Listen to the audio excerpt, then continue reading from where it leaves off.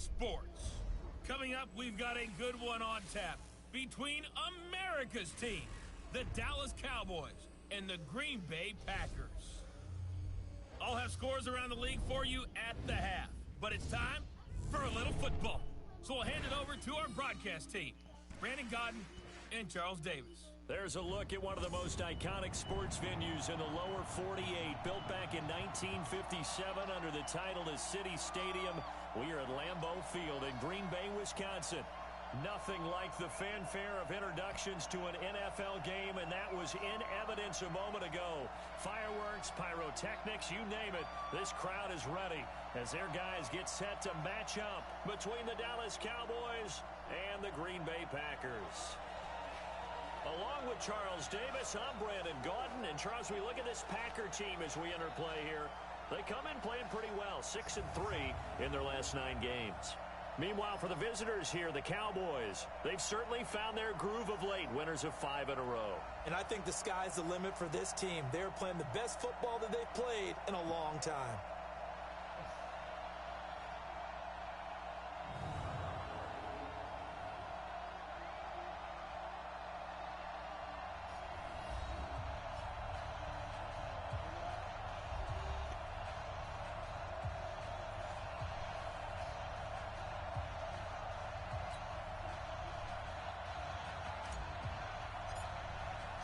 The bye weeks are over. It's all about football all the time as we're underway here in Week 13.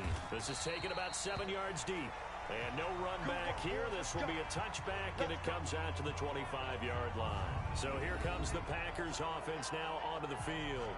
And they're led out by a guy who learned from one of the great ones in his first few years in Tom Brady. This is Jimmy Garoppolo. When you're a backup to one of the all-time great players, if you don't spend time picking that guy's brain or just watching and observing how he does things to increase your game, then you've wasted that time. I don't think Jimmy Garoppolo is that type of a player. I think those lessons learned have a chance to transmit themselves very well. A nice run on first down gets him 6 yards to the 31. The game's first play produces 6 yards, brings up second down. All right, Brad, I know we're in the early going here, but those kind of runs, they're going to open up a world of opportunities for this offense going forward. They'll come up now 2nd and 4 from the 31. And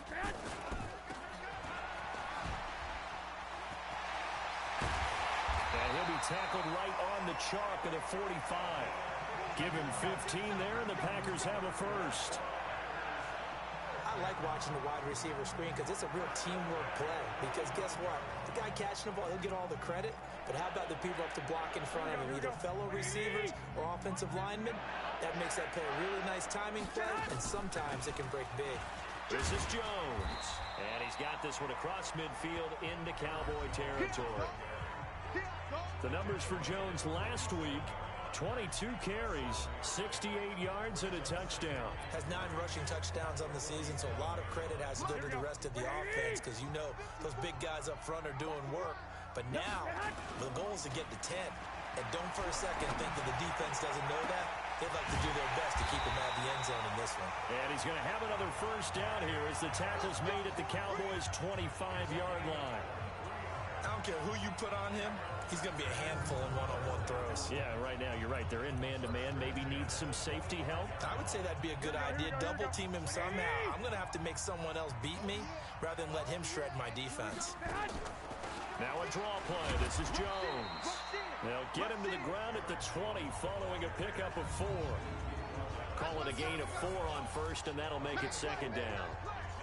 And the big boys up front in the trenches. What do you think of the O-line, Charles? I love them because this is a group that's so cohesive. They know what the man next to them is going to do at all times, and they operate as a terrific unit. Following the pickup of 4, here's 2nd and 6. Looking to throw, Garoppolo. It's caught here by Adams. 50 catches for him now on the year, and he's got a first down.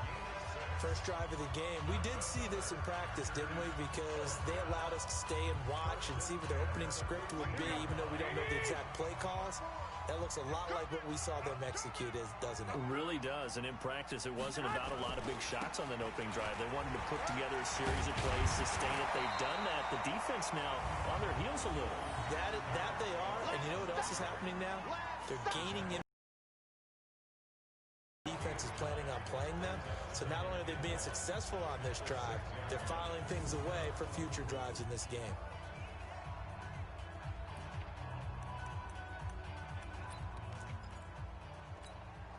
The previous run, good for 9. Here's second and a yard. Here's a carry for the fullback. This is Andy Janovich. And he'll be brought down this time at the 5-yard line. Just a gain of a yard, but it's going to set him up with a first and goal. Let's face it, you always want a team full of guys who can get you first downs and big plays of all styles, but you got to have a big man. You just turn and hand it to, and he can be dependable in picking up first downs. To throw, it's Garoppolo. And he is going to go down. Back at the 11-yard line. Good job. Well, that was point counterpoint, wasn't it? They decided to throw for it on first and goal. Instead, the defense counters with pressure, and the defense wins, getting a big sack.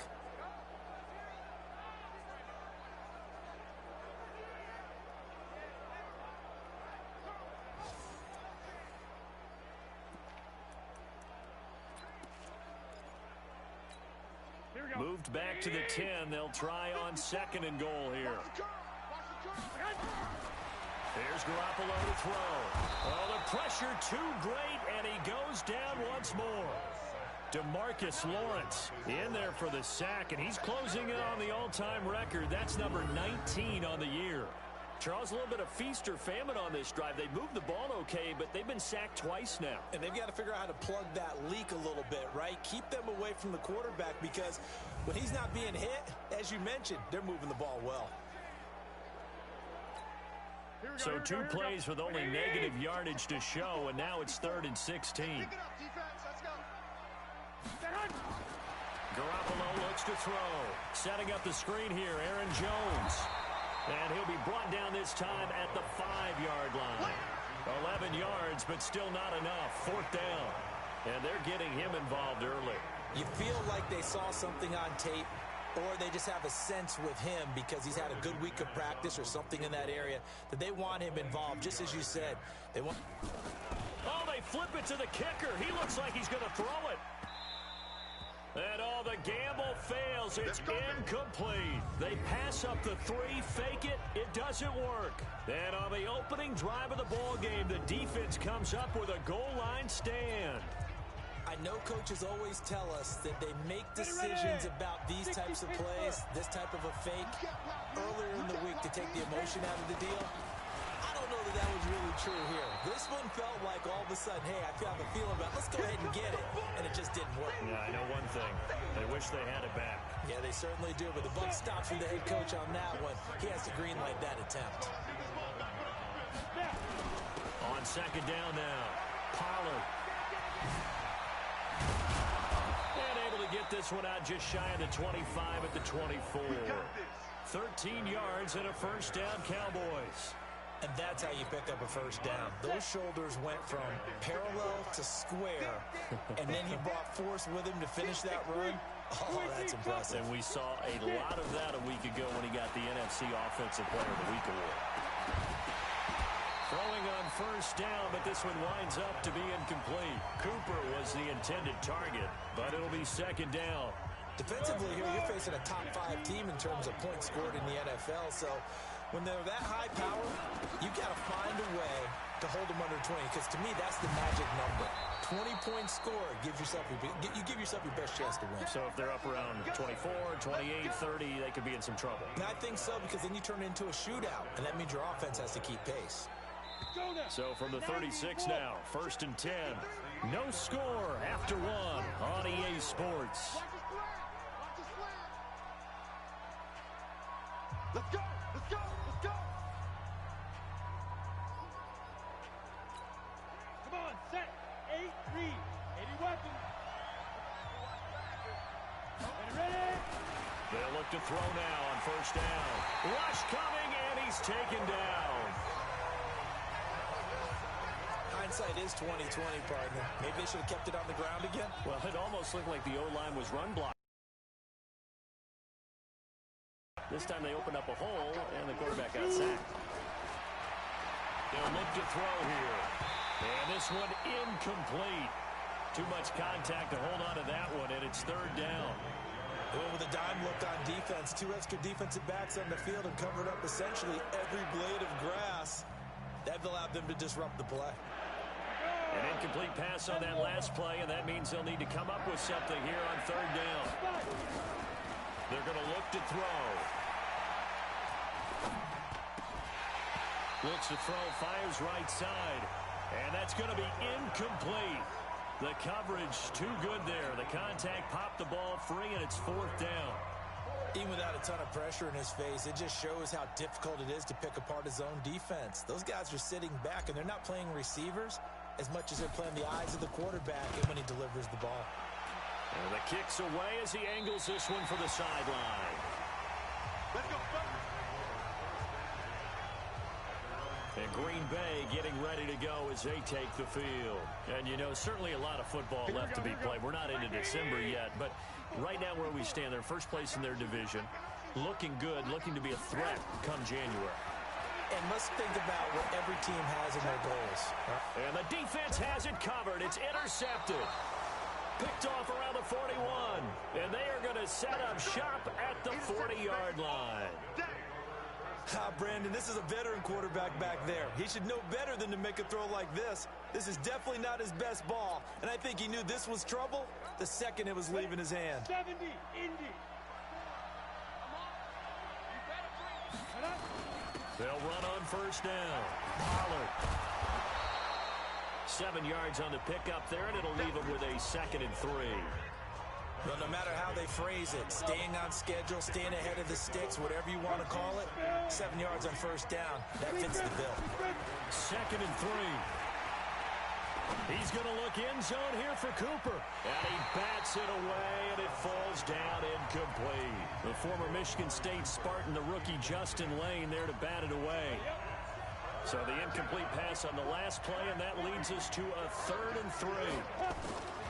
They'll look to throw. Got an open man, the tight end Jarwin. And brought down, but not before they're inside the 25. Give him 10 there, good enough for a Cowboy first down. Well, sometimes our pregame meetings do pay off, don't they? What do the guys in the locker room call him? Well, they said it with a chuckle. They called him Old Reliable. Yeah, that means he doesn't move quite as fast as he used to, but he still knows all the tricks, doesn't he? Even that little gentle push-off in order to get open, he finds a way to pick up a first down.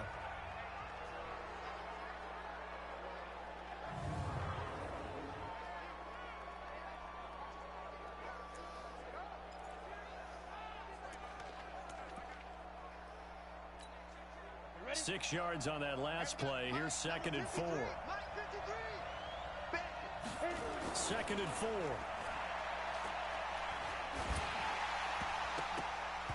And that's off the mark, incomplete. Intended that time for Cooper, and it's 3rd and 4. I know our vantage point might be a little bit better way up here, but that looked like an ill-advised throw to me. I didn't see anything open, and this play just didn't look right from the beginning. It did not. I thought he might get outside and just chuck it away. Dangerous pass, incomplete. Back to throw. And this is caught. It's Cooper. Coming into the week, he's the NFL's leader in receiving yards. There's his first catch, and it's good for a first down. I think a lot of people ask the same question all the time. Why do we see so many slants in the red zone? Well, the windows are tighter. Everything's more condensed. It has to be quicker, and you've got to deliver the ball. And it's intercepted at the goal line. Able to get there and pick it. And a big turnover there as his guys will get the football back. How about the big boys snagging one? You don't see that every week. No, you don't, but a lot of them are just reliving their old dreams, going back to when they were in youth football and in high school. They didn't always play defensive line. Some of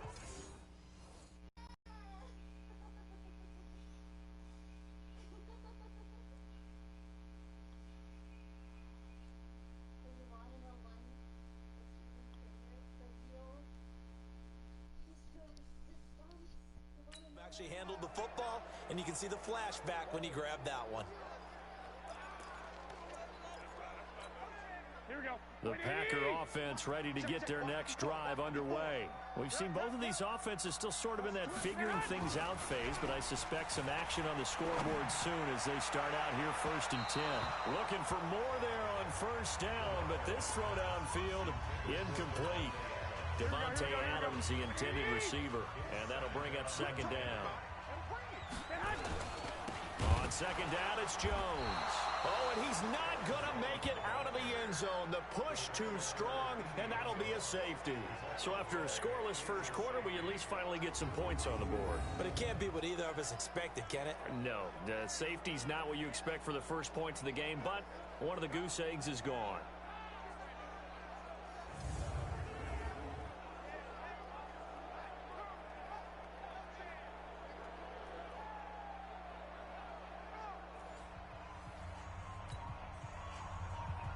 After the safety, remember, they also need to give up the football, and here's the free kick. This is fielded at the 7.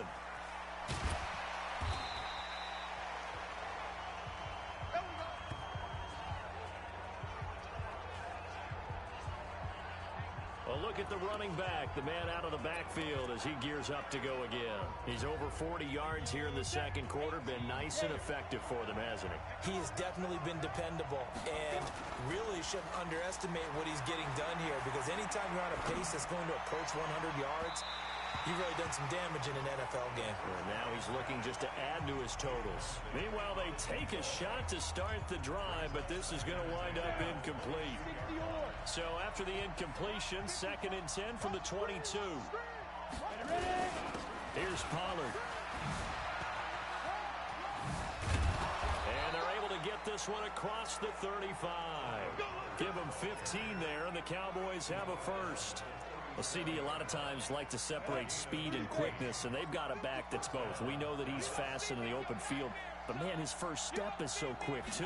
It is something, isn't it? Because you think of that type of speed getting to the perimeter and turning upfield, but also when you run those inside runs, he can get into the secondary so fast the linebackers don't have a chance to react. 60 outlaw.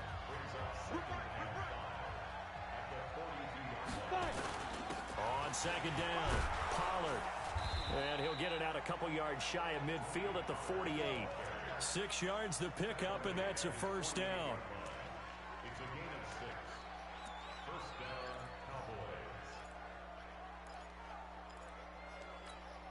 Cowboys. This offense finding its legs now. Here's another 1st and 10.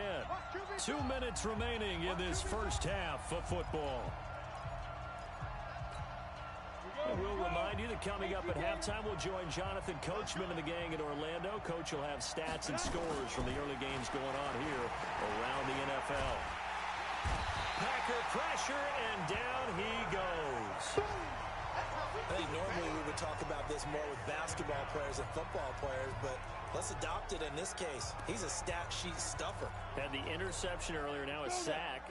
What, he just needs a touchdown for the trifecta. That's about all he needs, and he's going to go for it. 2nd and long. Looking left side, and it's complete. And this is going to result in another 1st down as the tackle's made at the Packers' 37. Partner, it's a lot of fun watching the NFL now, isn't it? Because when the big fella runs routes, it used to be when we were kids, he'd run about 3 different routes, and that was it. Now he can run anything and catch the ball, as we just saw there. Now a man open down the middle of the field, and they're able to get this one past the 30 down to the 25. 13 yards and a 1st down, Cowboys. Could we get a touchdown in this first half after all? It's 1st and 10. They'll drop the throw. He finds his man Johnson. And he'll take it down here just shy of the 15 at the 16-yard line. That was the 8th play of the drive, so a somewhat fitting pickup of 8 yards. Facing a 2nd and 2 after that last catch, good for 8 yards. That's going to be caught at the 10-yard line. And he'll take it into the end zone for a Cowboy touchdown. Tony Pollard, as the first half is winding down. And the Cowboys, they push out in front further. And that'll give them a 2-score lead here, but I'm looking ahead. They just want to hold it for the final moments here in the second quarter. They don't want to give up anything on the other side. No, not at all, because if they don't, it almost had the feel of an imposing their will score. And right now, they want to make sure they keep that and carry it into the second half. Extra point right down the middle. And the decision to just kick the extra point winds up successful.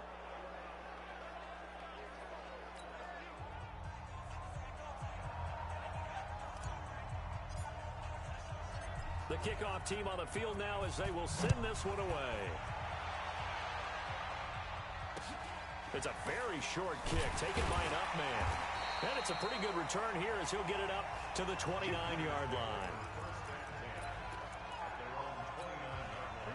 About set to get this drive started, the Green Bay offense at the line. And with time quickly fading here in the second quarter, not sure how aggressively, offensively they want to play this. I think we'll find out just how much they trust their guys in this situation if they decide to take a shot.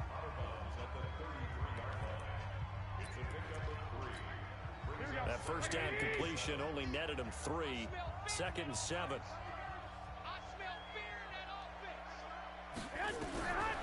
Garoppolo now. And a quick throw here that's complete. Now a timeout taken. Perhaps a chance for one more quick play and then another timeout if they hurry. We'll see. And you see the clock almost empty, so this is likely the last play in the second quarter. Yeah, let's get set. Mike 5-4. Garoppolo to throw on 3rd and 1. Into double coverage, and it's intercepted. Picked off by Jordan Lewis. Hit, baby. You see it all day. Hit.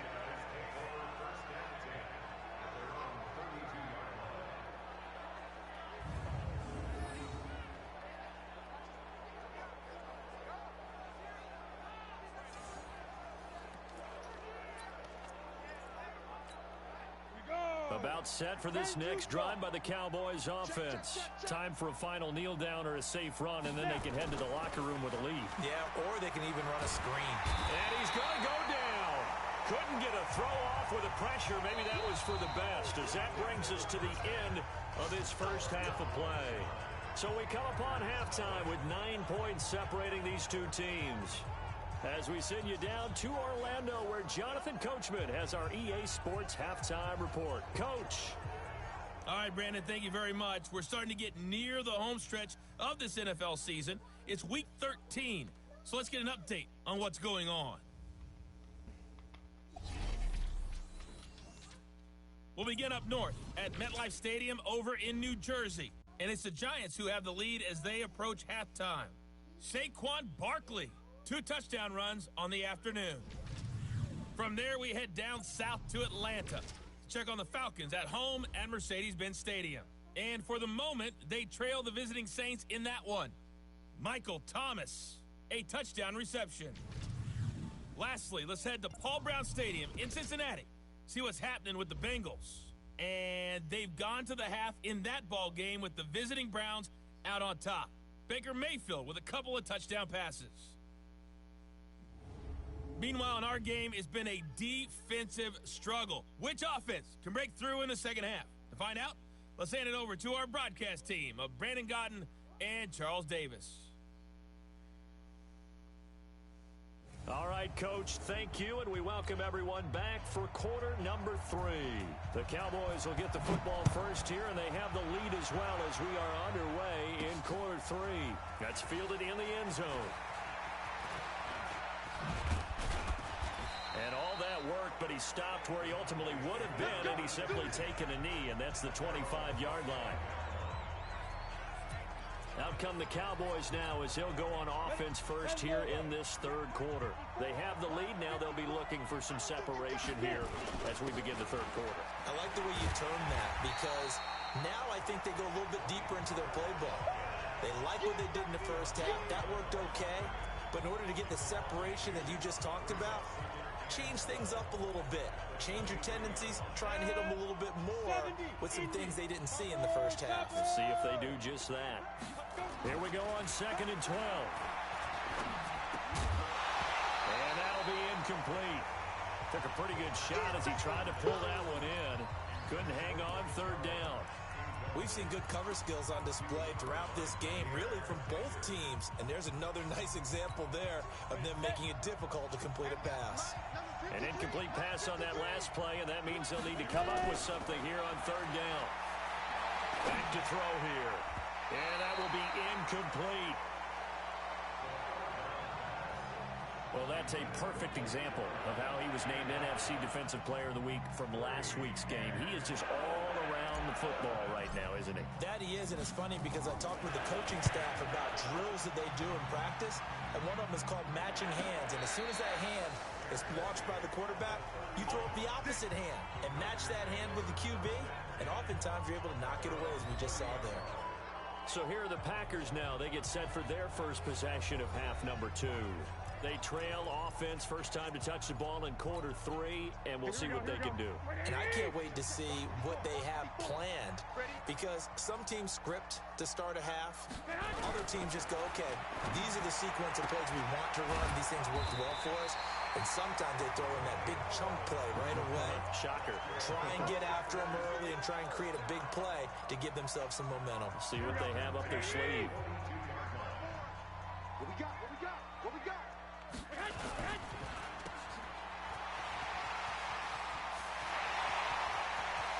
And now off to the races, down the right side. Touchdown, Packers. A big play there. His third touchdown now on the year, as they have now chopped this lead down to 3. As a former DB, you might not like to see that, but from a wide receiver's perspective, those are the plays they dream of. Correct on both counts, all right? Because once he took off, I mean, let's face it, that should have been done in Big Sky Country. Aren't any speed limits out there? And off he went. Glad I wasn't the one trying to chase him. After the roughing penalty on the PAT, they'll kick off from 15 yards further upfield. And this will not be returnable. It's out of the back of the end zone for a touchback. And out now come the Cowboys. Certainly want to avoid what they had to do last possession. That was punt the football, because this game's starting to tighten up. In a basketball sense, you think about taking a little bit of the air out of the ball, right? Maybe milk some clock, limit the possessions. In this case, they might want to do the same thing, but control the game offensively. Put together some first downs, put together a drive, and keep it away from them. 2nd and 6, just inside the 30. 2nd and 6. He's going to hit his man out of the backfield, complete. And they're going to have this across midfield and inside the 45. That'll wind up a gain of 27 on the catch and run. So into Packer territory now. Here's 1st and 10 at the 44-yard line. Now back to throw. He gets this one to Johnson. The 20. A gain of 39 that time. Well, make that now 2 completions for him on this drive, and these aren't ordinary completions. They're big ones. Yeah, these are the types that make a secondary talk to each other, and not in a good way. Oftentimes pointing fingers. Hey, who's got him? Someone cover it. That type of indecision can open up to even more big plays. 2 big plays in succession. Not sure this D knows what hit him, but now they got to get ready. It's 1st and goal.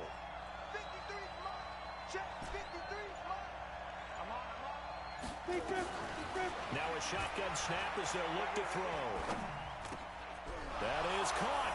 It's Cooper for the Cowboy touchdown. There we go, nice move. Amari Cooper, his 11th touchdown of the year. And the Cowboys, they push out in front further. The touchdown all set up by the big play, 1 snap before, but they finish it off here with a shorter completion, this time for the score. I like how they stuck with what got them there, right? The big pass play, got the momentum going, right? You create it with a play like that, and you come right back with another pass play to finalize things off. Extra point safely through, and the decision to just kick the extra point winds up successful.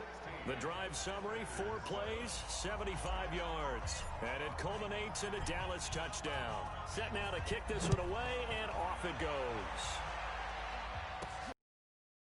At the 6. Then he'll take it past the 25 and up to the 28-yard line. The Green Bay offense now about ready to take possession here. And for them, a touchdown their last go-around. Obviously, they'll be hoping to do that again. And when you start plotting for this drive, when you start thinking to yourself, okay, what are we going to do? You don't go away from what you did before because that worked, but you have to be prepared for wrinkles and counters because you know they'll make some adjustments. And they get him down, but not before he takes it across the 40-yard line. 13 yards, first down, Packers. Sometimes it's hard to believe, but there are times this game is about patience, isn't it? Has had the game he expected, but that run there, that may get him going. I was just going to say, maybe that gives him a little juice because you're right, he struggled, especially in that first half. Yeah, and I know the great ones always think to themselves, just hang in there. I'm just one big carry away from busting this open. That's a good start for him. That'll be a loss of 4 yards on the play, and that's going to make it 2nd and 14. After seeing that, maybe time to go back to some downfield throws here. Yeah, anything. Change it up because the teams that win, the best teams, they're the ones that make adjustments. Doesn't mean you can't come back to what you thought you could get done. Sometimes when you open things up a little bit, you can get back to what you wanted to do before. And maybe the wrong read there as he's going to go down immediately. It's a loss of 4. Now 3rd down. Well, that's the big drawback to this play. Even if somehow the quarterback pitches it, he's not immune to the big hit. In this case, he kept it and absorbed it anyway. 1st and 2nd down were a disaster. Both went backwards. Now it's 3rd and 18. They need something big. Looking to throw. Garoppolo.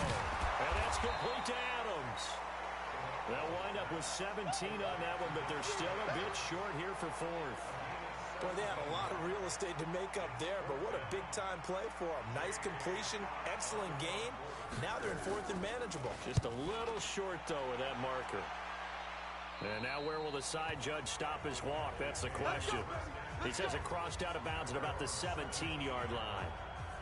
So out come the Cowboys now as their offense gets set to take over. And they're hoping to redo their efforts in the last drive when they got into the end zone. And just think of what it's like now on the sideline, because when you score a touchdown, you have to go over and look at the tablet and see what you did on the last drive. When you scored points, it's a whole lot better view than when you're trying to figure out how to fix things there. So the drive's going to start with Pollard. And not a whole lot to speak of there as they'll bring him down shy of the 20. A gain of 3, 2nd down.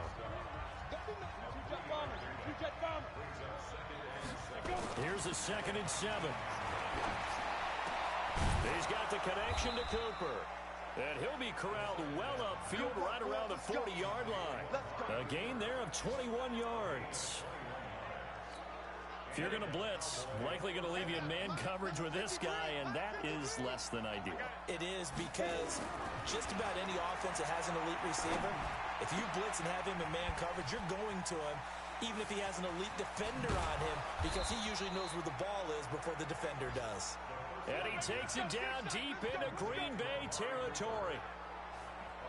Now that's 2 big catches that he's had on this drive alone. And I can hear it right now. If they give up a 3rd to him, whoever does that, go stand on the other sideline. You're persona non grata on our team at that point.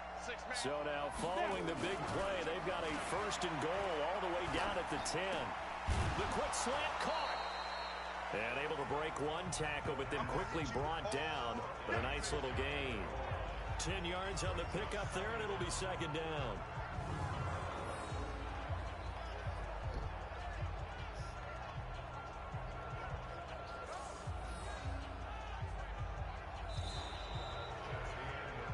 And they're not going to get to the line to run another play. So we will switch ends as the 3rd quarter has come to a close. You're watching the NFL on EA Sports.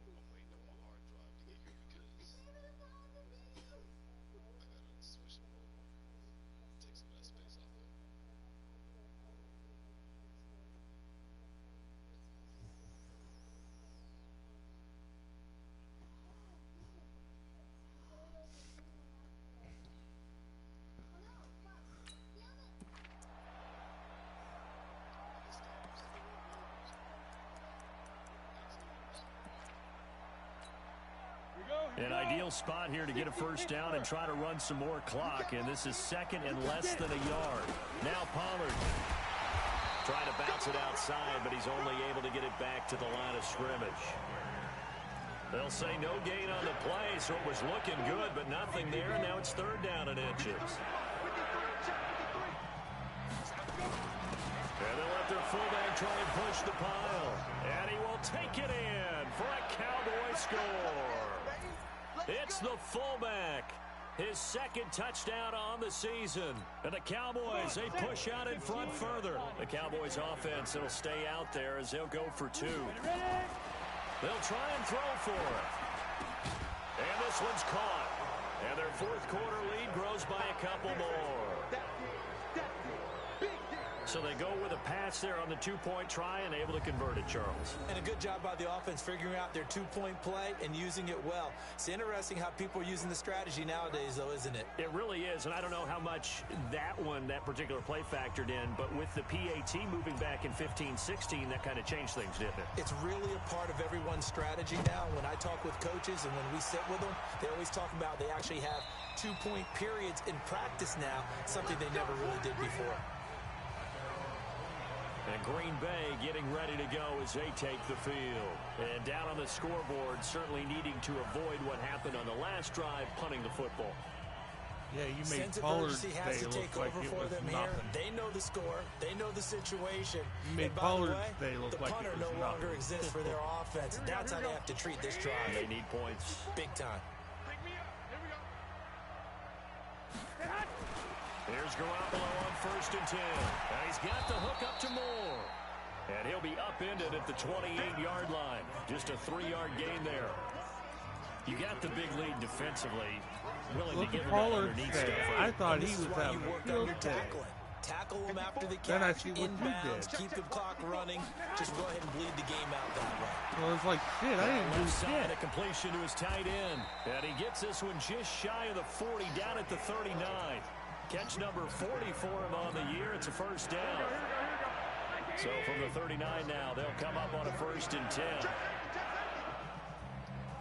Working from the gun, Garoppolo. It's caught here by Adams. And he'll get up near the 45. They'll spot it at the 44. 5 yards on the catch there. Brings up second down. 2nd and 5 after the 5-yard completion on first down. And yet again, it's Garoppolo. And that one got tipped. Kind of threw everything off. It brings up third. Now the Cowboys are going to burn the first of their timeouts. It's just their first. They'll be down to 2 remaining as we step aside here in the fourth quarter.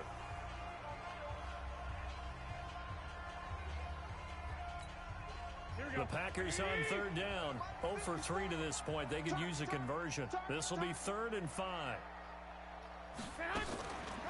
On the delay, Jones. And taking it across midfield and inside the 45. It's a gain of 12, and the Packers have the first. I tell you, they didn't give it to him much through the first 3 quarters, but when they have, he's been efficient. Maybe they ride him more here down the stretch. Man, not sure it was actually in the game plan for him to have as few carries as he has, but it might play out really well for them now. As you noted, they want to ride him down the stretch. He should have fresh legs. And that didn't fool anybody. He's going to be dropped in the backfield. It'll be a loss of 1, and that'll bring up a 2nd and 11. Here we go. 180. 50's the money. 50's the money. I got him. On 2nd and 11 now. Garoppolo. It's a short one here, complete to the tight end. That will go as a pickup of 7 on the 7th play of the drive. One thing I think that's safe to say defensively, the tackling's been really good. And because of that, it's been very, very hard for them to move the ball because you're not getting the benefits of run after catch. You're tackling them almost on the spot. That means you have to run extra plays, harder to move it. Now throwing on 3rd down there, but he cannot connect. Just nothing there again. He's been sacked multiple times. We've seen the interceptions, of course. He's really been through the ringer, hasn't he? And what we've seen is a defense that's well coordinated. The front and the back really in sync. The front putting on the pressure. And he's going to be intercepted a 3rd time. Picked off by the linebacker, Jalen Smith. Past the 20. And he takes this one back into the end zone, and the Cowboy defense has a touchdown. That's the story of the game. They've been suffocating all game long on defense. They were suffocating there again in a big way. And they've done it not just by out-athleting them, which is often the case, but by being able to adjust to anything they tried to throw at them and beating them to the punch each and every time. This was a defense that was well prepared. I wouldn't say well prepared. Point after try forthcoming.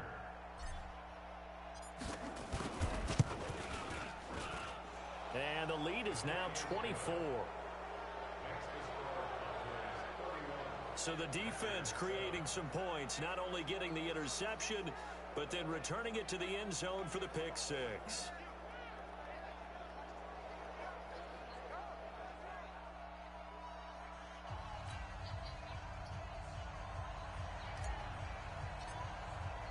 So they'll get another shot on offense following that pick six. And now the kick is away.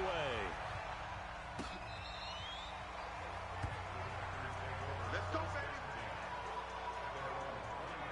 The Green Bay offense now about ready to take possession here.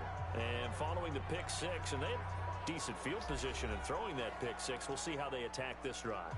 And I think all you say to your guy is, listen, let's just take care of the football a little bit better. Make some better decisions on this drive, and they'll probably help him a little bit with maybe some really high percentage throws early to let him get settled back in. They told us they've got confidence. That's not a problem. Yeah, not a problem at all. They just want to make sure they get things settled down a little bit for their offense and give their defense a little bit of a chance to rest. Decent start to the drive, but let's face it, they need a lot of things to go right in a short amount of time, down 3 scores. Yeah, they're going to run their 2-minute offense here in this game, but this is for future games. Can they get better and be ready for the next time, hopefully with a chance to win? That catch good for only a yard, and it'll be 3rd down. Fired that one in there, able to make connection on a nice in route. With those faster passes and they're going that fast, any hesitation as a quarterback that the deflection, if you miss, might be bigger and lead to an interception? Yeah, and the deflection works both ways. Maybe a defender gets a hand in the way and it pops in the air, and sometimes you throw it so hard your receiver can't handle it, and he pops it up in the air for the defenders to grab as well. But a moot point there as they were able to connect. So it's Packer football here as we welcome you back. And let's see what they've come up with offensively after having time to talk it over. To throw is Garoppolo. It's a short one here, complete to his tight end. And he's able to get the first before he's taken down at the 36. Now Garoppolo goes to the right side here, complete. And he'll be taken down, but not before he works it past the 50. 17 yards on the play there as the Packers have the first down as well. That's caught by Howard. And the result here, a pickup of 8. Leaves him with 2 to go on 2nd down. To throw again on 2nd down. Garoppolo nowhere to escape, and he goes down. The Packers going to use one of their timeouts as they get it with under a minute to go now in the football game. So the sack of Garoppolo, and now what can they come up with on 3rd and long? A shotgun snap for Garoppolo. He's got Adams on the hookup. A well-executed 22-yard gain. Man, if I could Offense stop for the them team has on been at 3rd a premium. down, You wonder where plays like that have been all game long. They're thinking the exact same thing themselves, but they're also looking forward now, because now these plays are really for next week, trying to get some momentum going. I don't know what it is. Past 3 games. I get in the 4th quarter and then they shut down on 3rd down. Like they don't want to do anything. Garoppolo. Nowhere to Any escape, other down, they're on it. Now the Packers 3rd down, they let everything. Timeouts. As they'll stop it with 27 seconds showing on the clock. Don't need it all back at once, but you figure they're going to need something here. 17 yards to go on 2nd down. Complete to Jones. It'll be a pickup of just 2, and it's going to be 3rd down and a ways to go here. 3rd and 14. Hey, we got tight left. Watch tight end. Watch tight end. Key to tight end. On 3rd and long, it's Garoppolo. Back of the end zone. Could he get his feet down? No, it's incomplete. Another incompletion. You know, it's a wonder he's still moving around back there the number of times he's been sacked. Yeah, he's staying out there, isn't he? And you don't think about it much in a game like this, but he's showing incredible leadership. Still competing, still fighting, not taking himself out of a ball game that appears lost. Now they go for it on fourth, but this one is going to wind up incomplete. They had to go for it with such little time remaining, and the Cowboys defense is going to get them the football back. About set for this next drive by the Cowboys offense. And this one all over but the shouting, you might say. Now, there's one timeout remaining defensively, but probably no real need to use it here. Yeah, the only time they would use it, strictly for pride. And the clock will now stop as a timeout is called with 5 seconds left.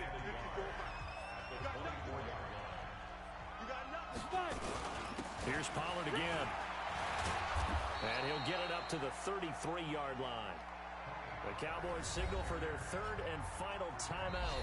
So this one will end in a victory for the Dallas Cowboys. And they were buoyed, Charles, by a big second half to put this one on ice. And I know a lot of people watching this one were thinking to themselves, I bet halftime was really interesting. Probably took the paint off the walls with some of the words that were said.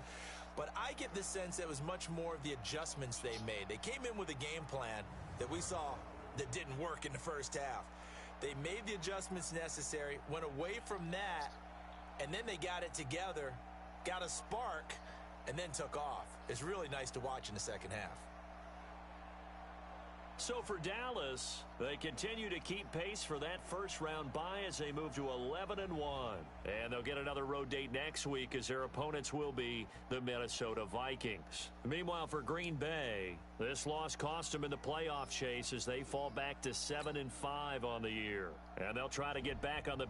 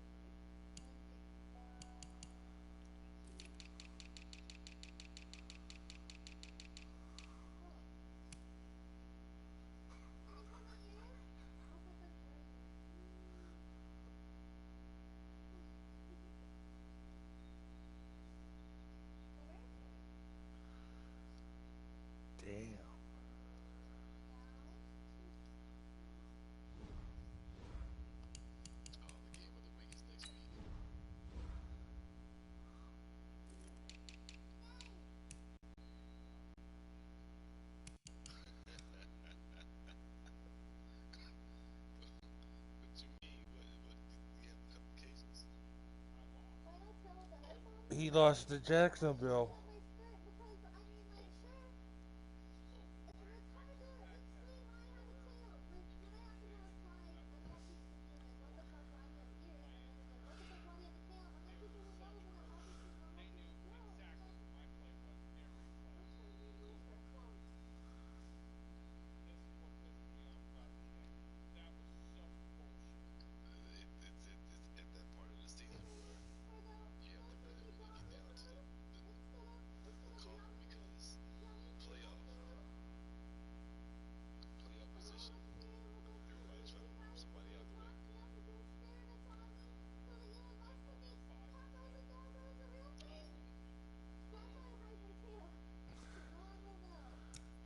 Well, since I'm waiting on you guys.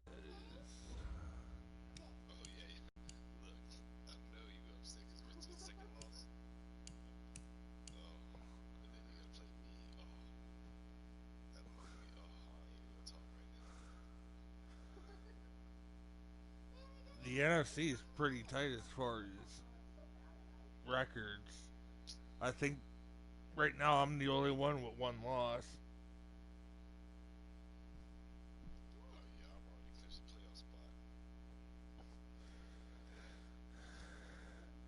But I'll be right back.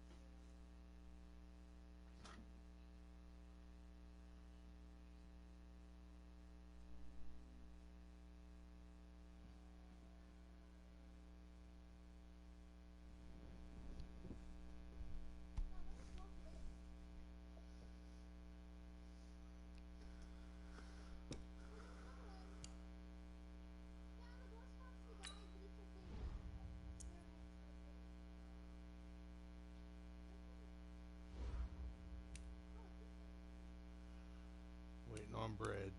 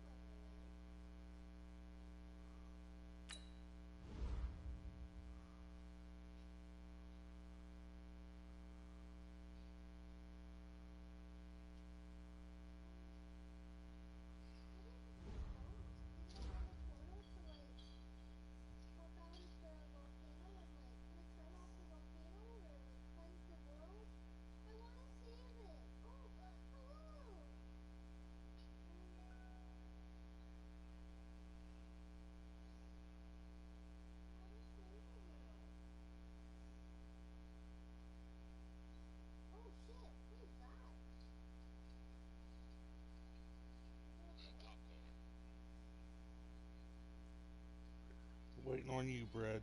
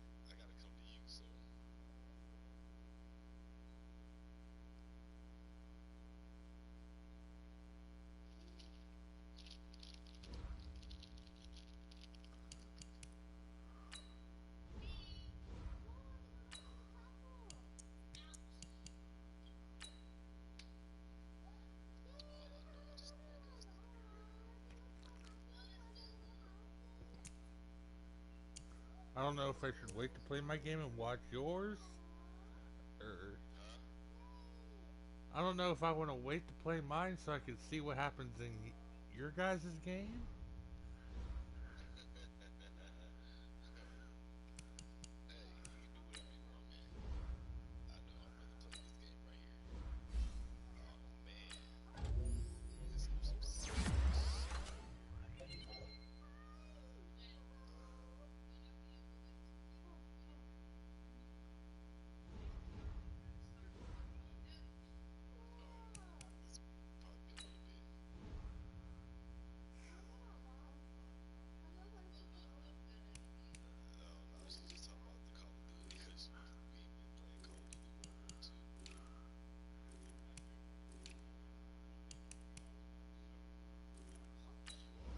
I'm close to 500.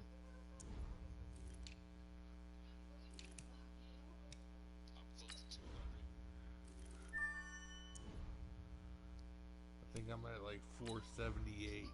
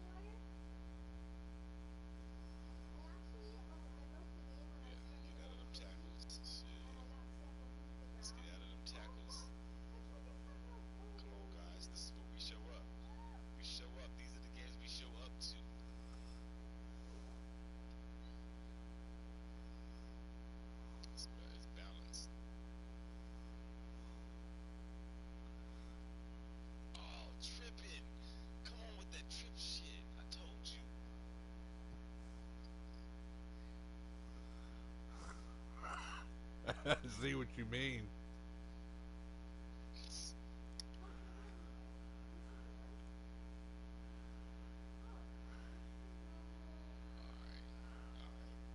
Hey, you can stay down there all you want to. It's all right. I just want to see where you was at. Just want to see where your head is right now. Because you know I'm running it. There ain't no doubt about it. You know I'm running it. What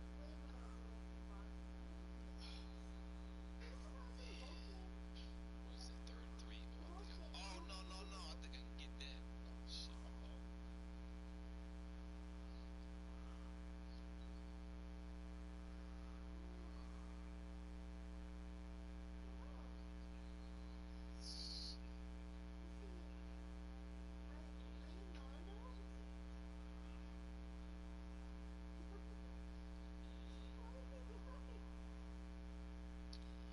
I think I can get that. It's going to be a bad coaching decision if I don't, but I think I can get that.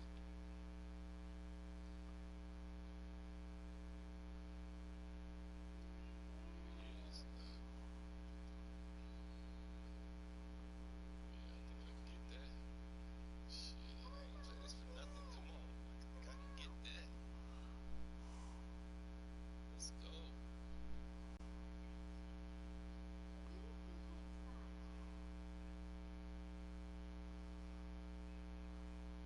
Here you go.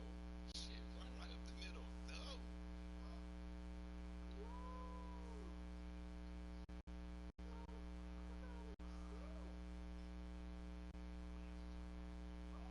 Oh, man, don't tell me he's a rusher, nigga. Oh, you got to be shot. Oh, oh, my God. What? I told you about the triple shit. Oh, my God. That screaming touchdown. There. Oh, I'll take it. Yeah, yeah, Karma's a motherfucker. Yeah, yeah, you knew that was wrong. Supposed to hopped over your ass.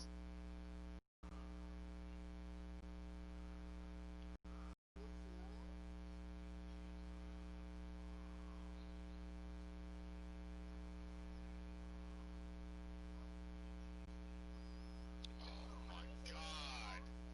Oh, help me. It's all right. It's all good. You got some yards, Chris.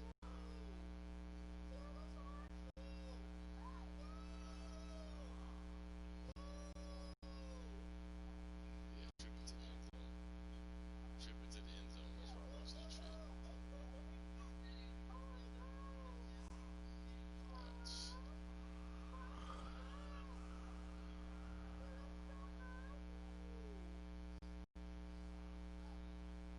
All right, guys. Defense. This is what we've been practicing. This is. I want to see what my defense can do.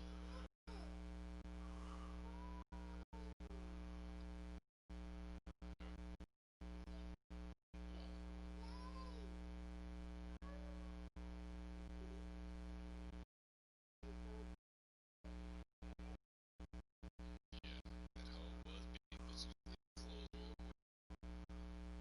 Me too.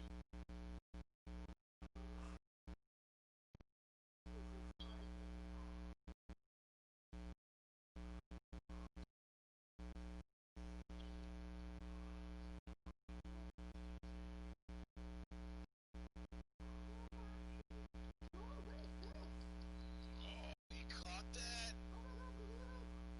Man, yeah. Oh man, I'm on your back. I'm on your back.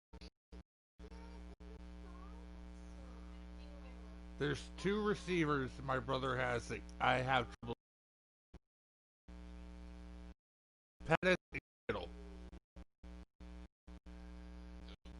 Pettis and Kittle are the two I have trouble with. Oh yeah, Kittle. That running gonna be a little.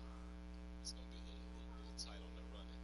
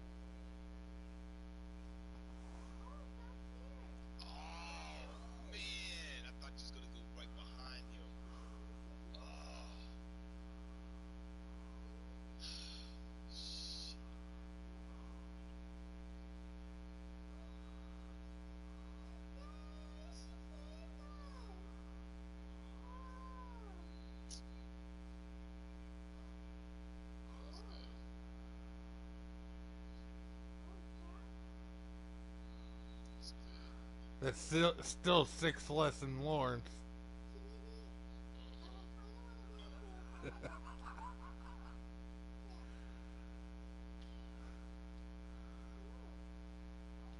DeMarcus Lawrence is 10 sacks away from 200 career.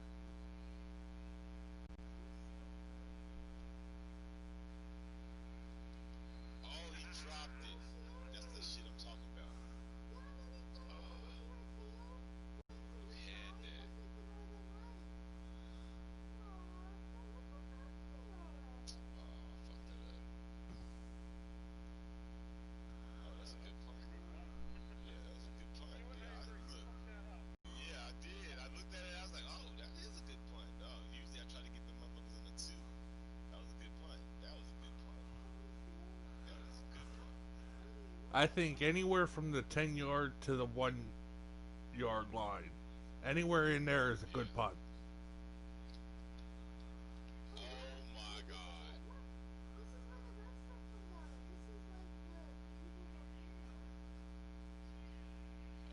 god. Wow.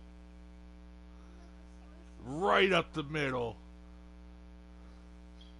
Yes, it was. Right up the fucking middle.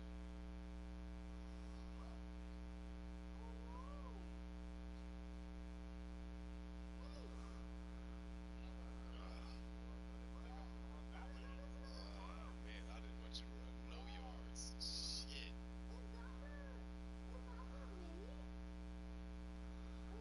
90-yard Oh yeah, run. you better put it out of the bounds. You better put it out of bounds.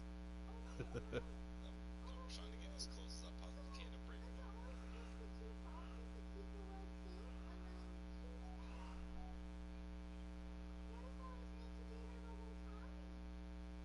Ah.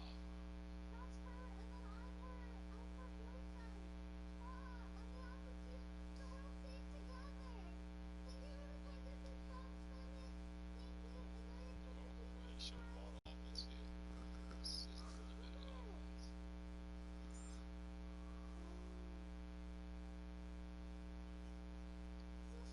There you go. Whoa!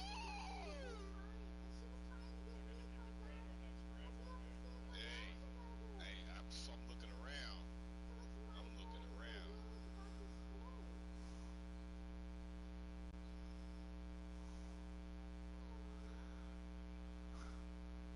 Oh, no, I ran the wrong way. I didn't have no room on the other side though.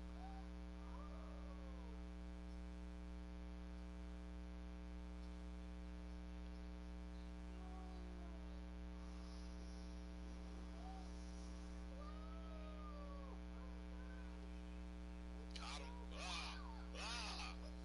Got him.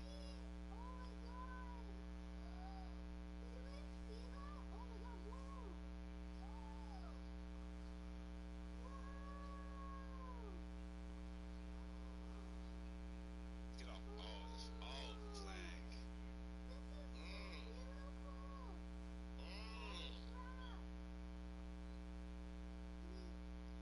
Man, I'm running offense, y'all. Come on, man. Don't hold me back.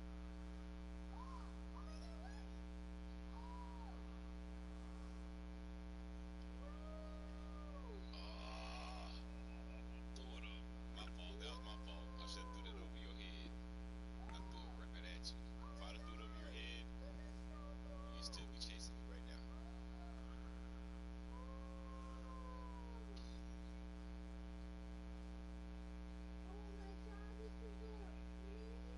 Ooh,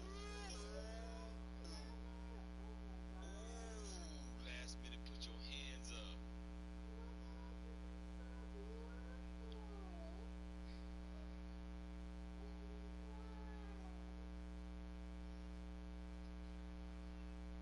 Oh my God. Come on.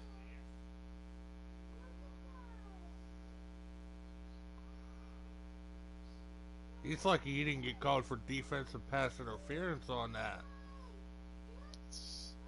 I can't get nothing. I would have got called for it. Call fair catch.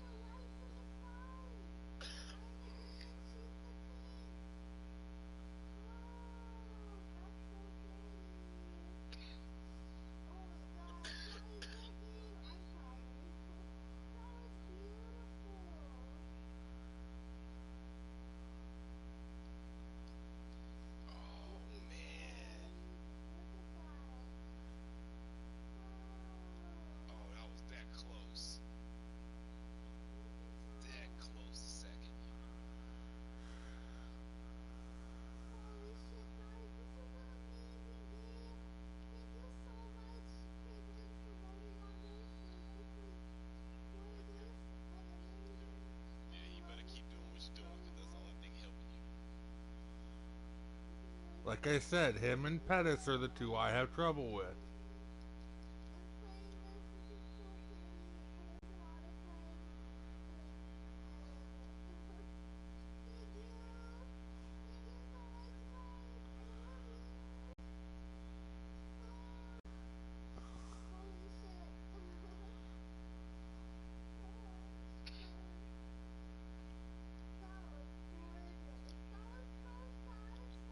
Oh, come on, no!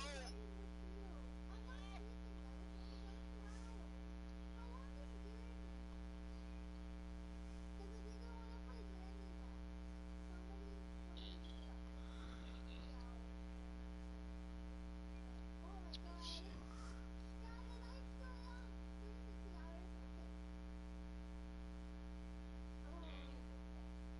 Yeah, that was a good one. Hey, Brett, I'd be getting on that defense of yours. What the hell? Yeah, yeah.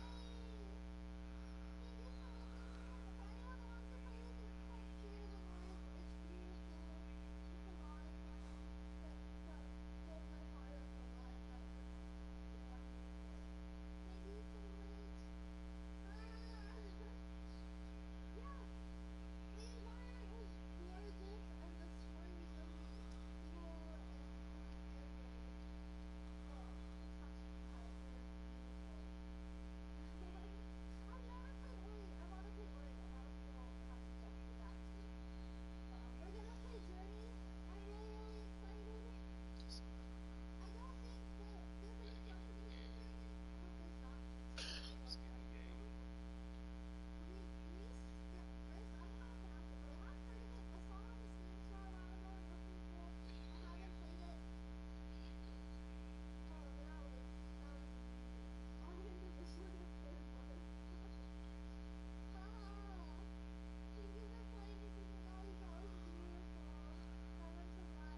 Ah!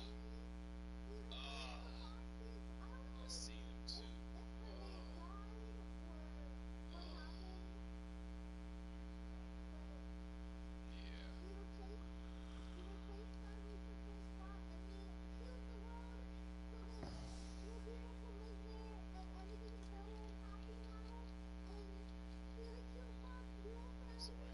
Somebody ain't over what?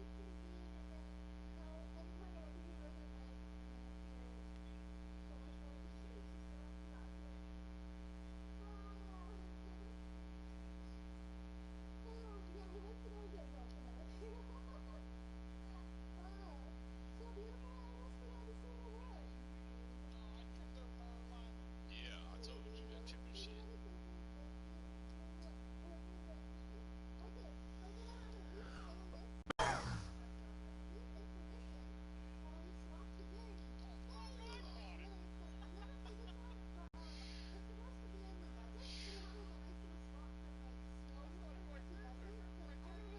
It's all right though. Yeah. Glad he grabbed it.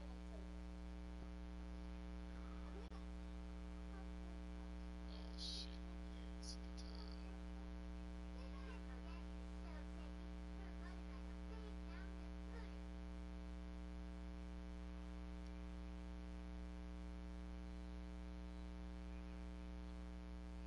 I didn't even see the. I wasn't even paying attention to the time.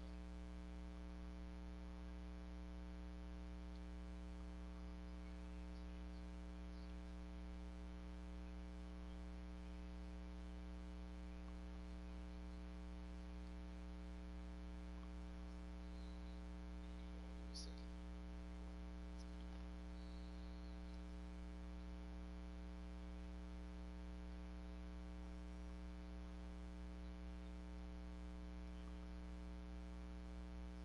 Yeah. He said yeah.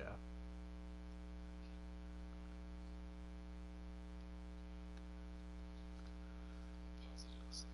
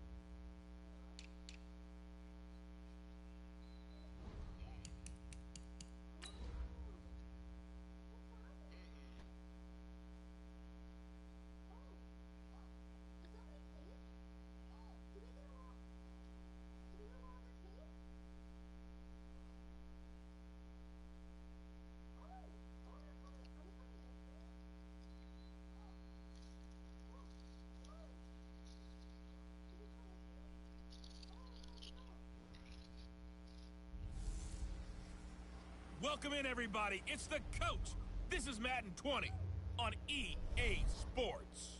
Coming up, we've got a good one on tap between the Dallas Cowboys and the Minnesota Vikings. I'll be back with you again with scores around the league at halftime. But kickoff right around the corner. And standing by to call the action, here are Brandon Godden and Charles Davis. Coach, a very warm day outside by Minnesota standards, but then again, it is still summer. Either way, the AC is working just fine at U.S. Bank Stadium in the Twin Cities. The scene a few moments ago, here it is. It's unlike any other in sport as both teams made their way out of the tunnel. These folks are fired up as their guys are ready to do battle between the Dallas Cowboys and the Minnesota Vikings. Hi again, everyone. Brandon Gaudin alongside Charles Davis. And Charles, you look at this Vikings ball club. They come in off a loss last time out, but they've been playing better than 500 ball the last couple months. 5 wins in their last 8 games. Meanwhile, for the visitors here, the Cowboys, they have certainly got it rolling of late. Winners of 6 in a row. And it's simple. The more you win in the regular season, the more likely you play at home in the postseason, and that can take you deep into January. I could clinch a playoff spot with this win.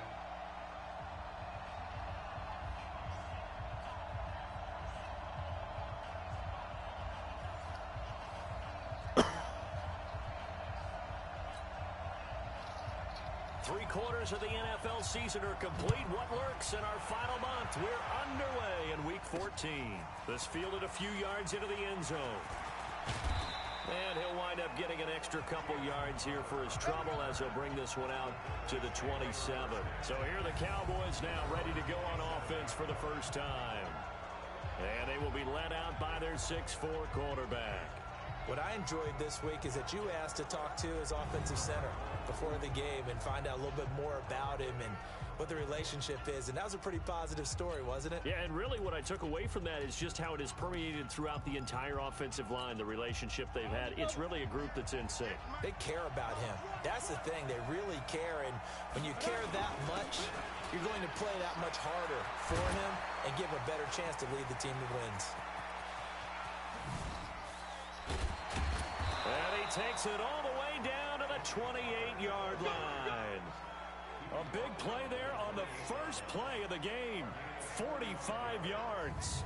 A lot of running backs, a little bit of a disadvantage when you start talking MVP. Might not be the case this year. You think he's got a shot, don't you? I do. I think he's got more than a shot. But what he's going to need here down the stretch this late in the season, he needs that big closing game. That game that we're all going to reflect on and go, oh, my goodness. Did he put up a number, let's say, 200 plus?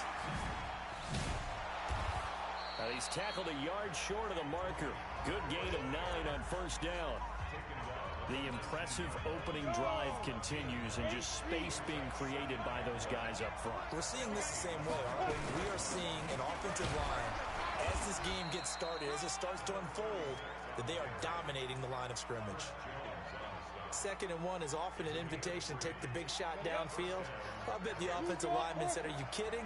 We just get on our backs and let's go get the first down. They love being physical. That is caught. It's Cooper for the Cowboy touchdown. Amari Cooper with touchdown number 12 on the year. And the Cowboys take it all the way down the field and score on the opening drive. One of the keys to their long winning streak has been scoring first. An ideal drive right there, getting the first 6 points of the ball game. Do you go back to our meeting with the offensive coordinator? Remember what he told us? Absolutely. With some teams, I script to probe in the early part of the game. Other teams, I script to attack. They've been in attack mode for these ball games and continue that in this one. The extra point splits the uprights, and that makes the score 7-0.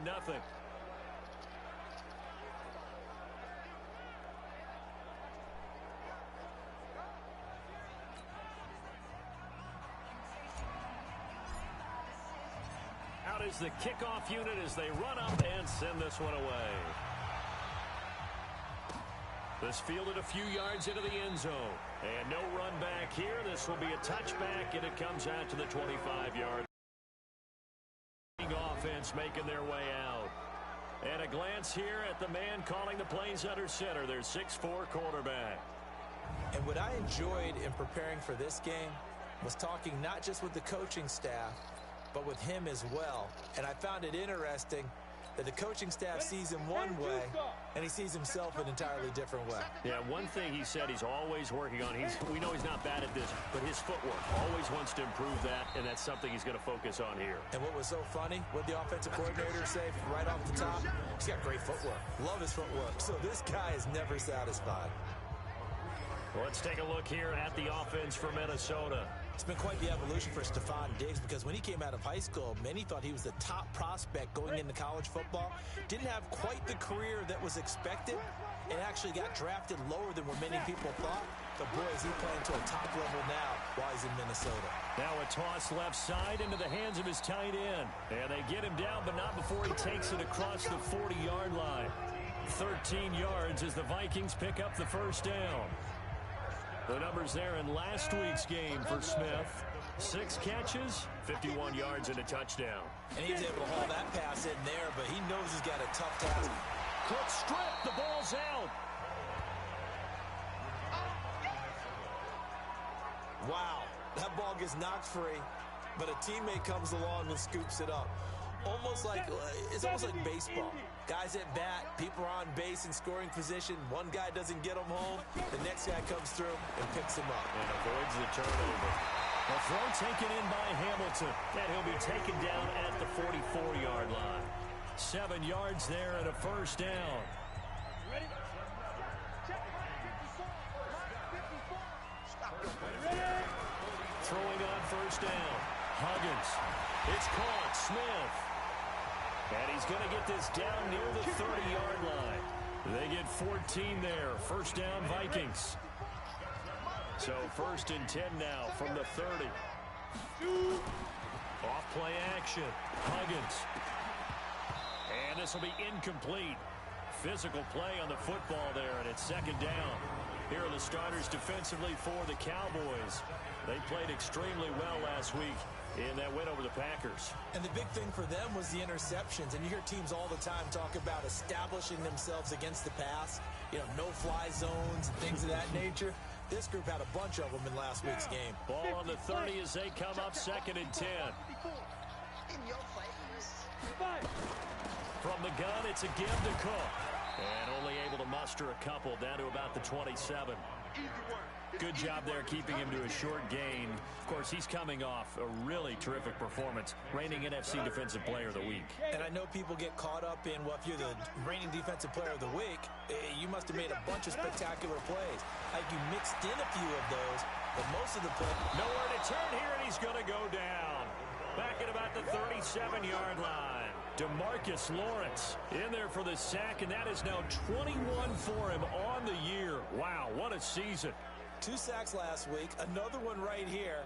He's been unblockable lately, and I think that goes all the way back to not just his offseason, but the film study he's been doing during the week, because I think he's found matchups that he likes, and he's capitalizing. And a few times he's even defeated double teams. He doesn't care at this point.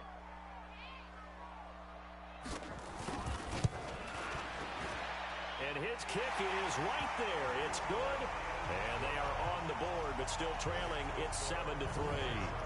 These kickers now, it's like we take them for granted. Kicks like that used to be such a big deal, and now you just expect them to make it. Yeah, you're exactly right, and we shouldn't take them for granted, but I have a theory about it. You want to hear it? Yep. They are more athletic now than ever before. Talk about kickers. Trace their backgrounds, trace their histories. You'll find that they were big-time athletes all along, but their kicking was so prevalent that we made them specialists. Well, and now those 50-plus yarders seem easy for some reason.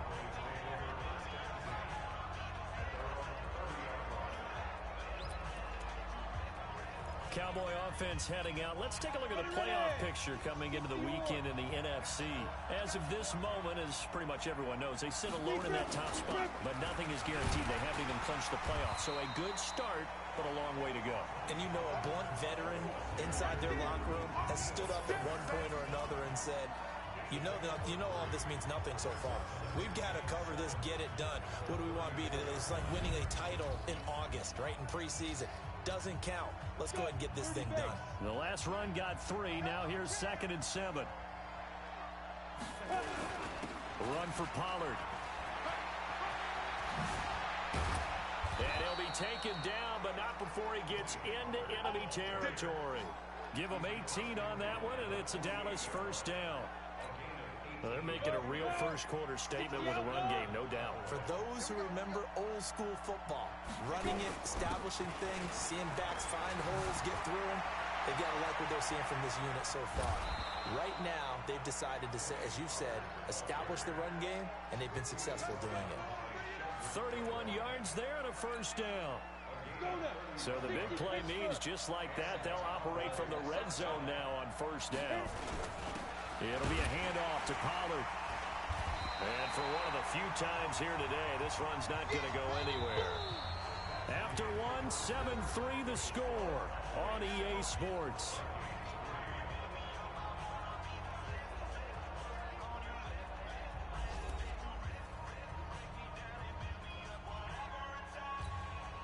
So after the run for no gain, here's 2nd and 10. Now a give here to Pollard. And he'll go down here at the 12-yard line. Give him 5 on the carry there, and it'll set up a 3rd down.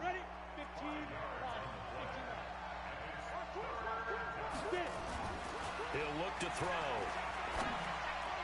To the goal line, but it's incomplete.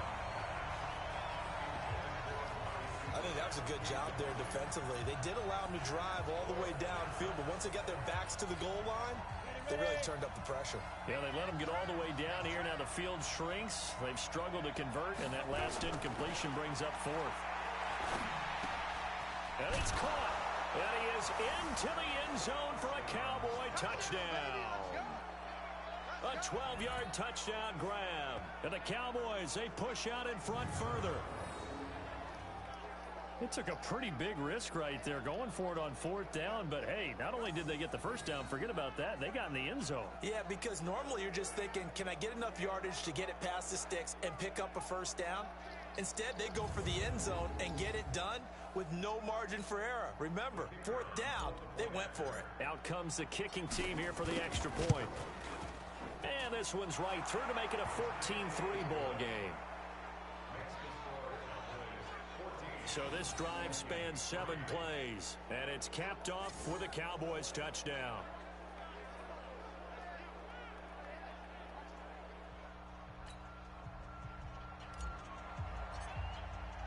The kickoff unit is out on the field, and they will send this one away.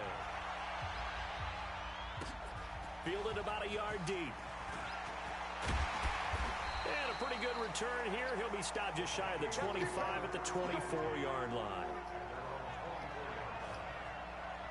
And now out comes Minnesota. Their deficit is 11, 14-3, and needing to get something going here as they come up on 1st and 10.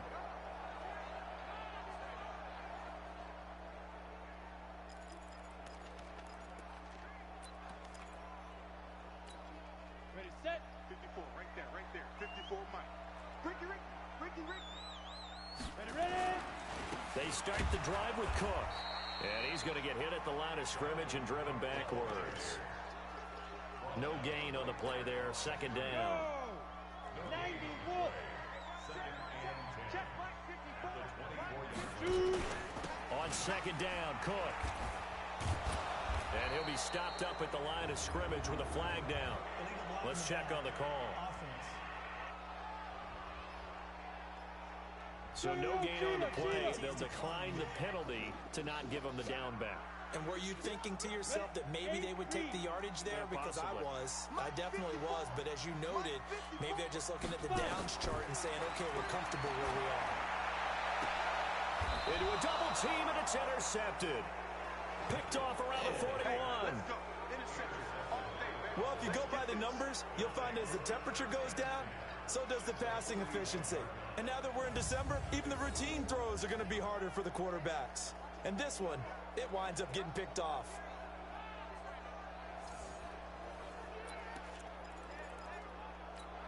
Ready. Yeah, Mike. Get ready. On 1st down, Pollard. And he'll go down here at the 35-yard line. It's a 6-yard pickup, and it gets him to 2nd and 4. And 2 stop. 61. Match box. Mike. 2nd and 4. He's got a man complete. It's Amari Cooper. And all the way inside the 15 before they drop it. A gain there of 21 yards.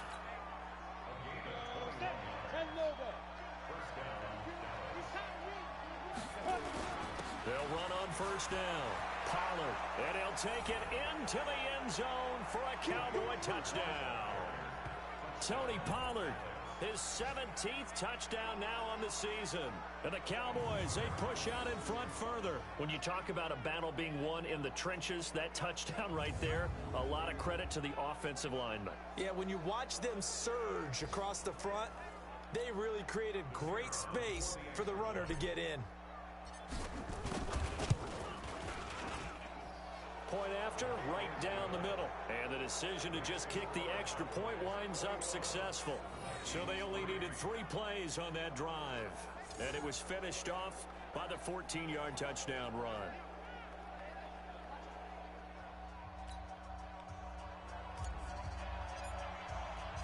The kickoff team on the field now as they will send this one away.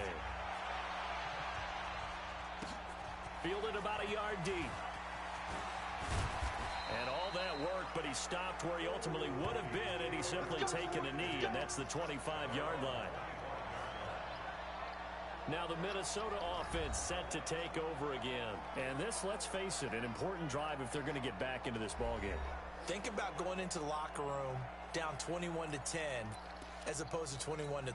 21-10, a little more optimism, a little more bounce around the locker room, a little more discussion about how they're going to finish this thing off. 21-3, I think discouragement clouds that locker room. Yeah, and I think a touchdown much bigger than a field goal on this drive just to get into the end zone and get that momentum. Credit him with a 1-yard gain there to make it 2nd and 9. They tried a quick hitter inside, but that one was swallowed up because what they're hoping, those big defensive linemen will take the bait and move laterally and open up a crease that they can run through. Didn't happen on that play. Nowhere to escape, and he goes down.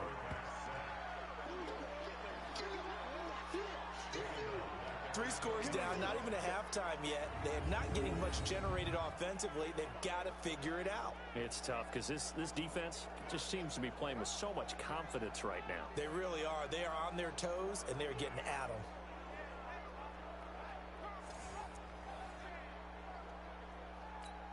Ready, ready! 18 Gator. Blue there, blue there. Snap. Throwing on 3rd and long. Huggins. And the throw there going to be incomplete.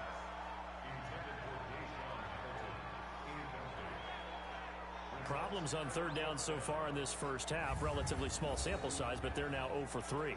And the average in the league, somewhere around 40% on 3rd down for offenses. So what's the answer to this? Either convert them or don't get to 3rd down in the first place. Get your big chunks of yards on 1st and 2nd down. On 4th down, on is Logan Cook to punt. He punted 3 times in the loss last week as he sends this one away. That'll be put in the books as a 53-yard punt. And the offense will take over with a new set of downs. The Cowboys offense heading back out and ready to go again. And the ledger for them so far looks pretty good, doesn't it? It certainly does. Touchdown, touchdown, touchdown. Not sure it can be much better than that.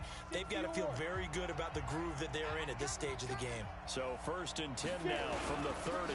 Now a handoff here to his running back. And maybe a measure of revenge there. He's had his way in this one, but this time they get him behind the line. Call it a loss of 2 on the play. And that'll make it 2nd and 12. First play of the drive goes the wrong way. Here's 2nd and 12. And to give this time to the tailback. And that play going absolutely nowhere as he's belted before he could get out of the backfield. That'll wind up going for a loss of 4. And they're going to be staring at a 3rd and long here. A reminder, once we hit halftime, as we do all season, we'll send it down to Jonathan Coachman in Orlando. He'll have all the stats and scores from games in progress around the NFL. The best multitasker in the business, the coach.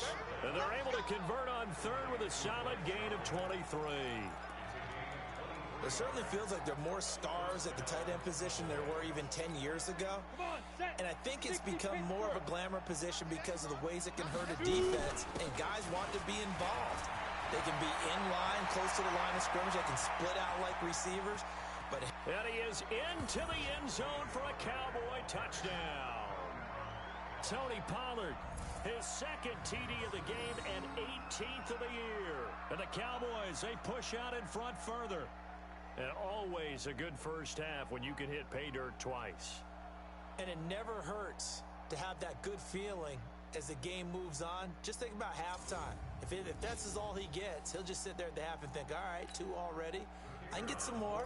I get some more. And he'll be encouraging his offensive line to create some space. Extra point right down the middle. And a route is on here in this first half. Just a 4-play drive that time. And a long run there in the end to top it off.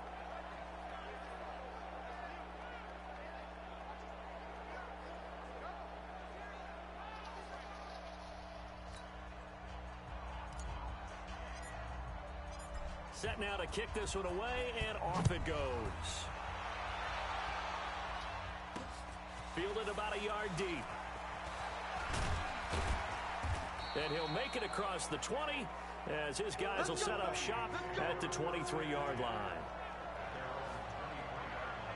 And you see Dalvin Cook and the offense heading back out. He's just been looking for some space. I'm not going to pin it on him or the offensive line, but they need to get this run game going better. Sometimes you just have to credit the defense. They came in with a plan themselves.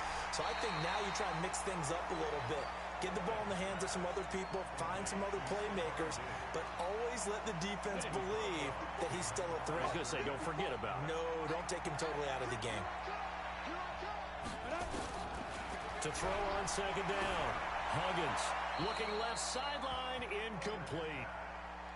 This defense has been very disruptive early on as they force another one to go awry. Seems to be the front and the back end. Pass rush, they've been able to get home, and they're taking the ball away in coverage as well. I love how you put it together. The front and back working in sync, only way to play good defense. And now the third down throw incomplete as well. They went with the dime look that time on defense, just flooded the field with defensive backs, blanketed everyone, took away all the passing angles, thus the incompletion. On is the punt team now as this one's sent away.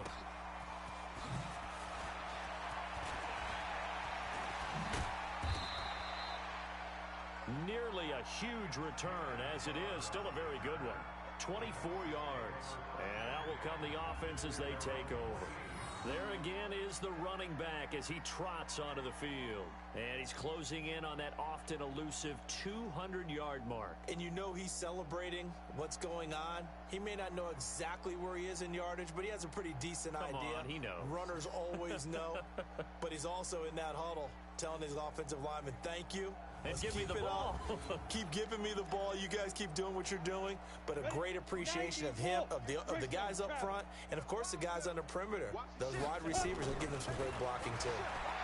He'll come out throwing here on first down. Looking for Cooper. That's complete. And he'll go down, but not before getting this inside the 30. 25 yards that time.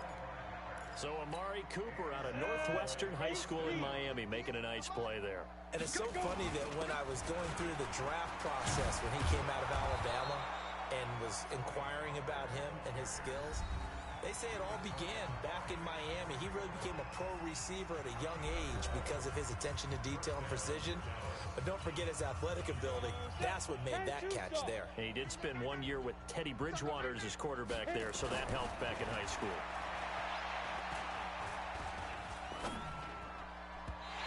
Now here's a pass on first down that's knocked away and incomplete.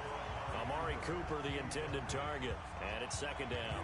It's always a battle. Who's going to win on first down, the offense or the defense? Let's face it, if you've got the ball, 4 yards or more on first down is what you're aiming for. They tried to throw for it there.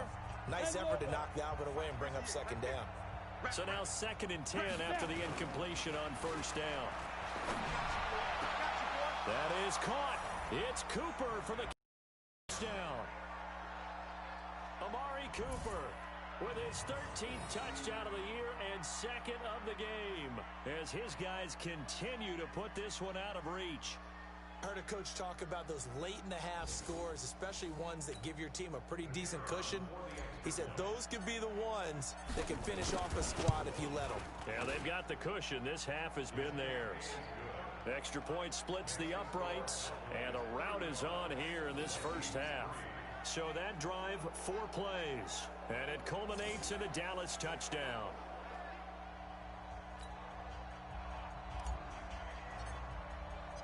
Out is the kickoff unit as they run up and send this one away. Fielded about a yard deep. And a good return as he'll be stopped just shy of the 30-yard line. Now here's the signal caller getting ready to lead this offense again. In second quarter, they're down big already. He's struggling as well. They've got to find something here. He's got to find something on this drive. And sometimes you take on all that extra pressure on yourself, and maybe you have to disperse it a little bit. Lean on some other people, lean on your teammates, find someone who can take the pressure off and get the ball in their hands for a while. Or this, if he doesn't, this is getting out of hand, or it could get worse. Ready, 50, plant. So we've reached halftime here in what is quickly turning into quite a rout. As we'll send you down to Orlando, and we check in with Jonathan Coachman for our EA Sports Halftime Report. Coach. All right, Brandon, we'll get back to you and Charles in a bit. But first, let's get to some of these scores around the NFL here in a busy Week 14. We'll get started up at Lincoln Financial Field in Philly. And in the second quarter, it's the Bears who are out in front. The Bears trying to gut this one out, as it would be a good victory for them if they could get it. From there, we head to the Big Apple, more specifically to MetLife Stadium in Jersey to check on the Giants. And they were losers in their ball game as they fall to the visiting Washington Redskins. Traquan Smith, over 100 yards receiving and a touchdown catch as well. Lastly, we head to Gillette Stadium in Foxborough to check on the Patriots. And that one all tied against the visiting Saints.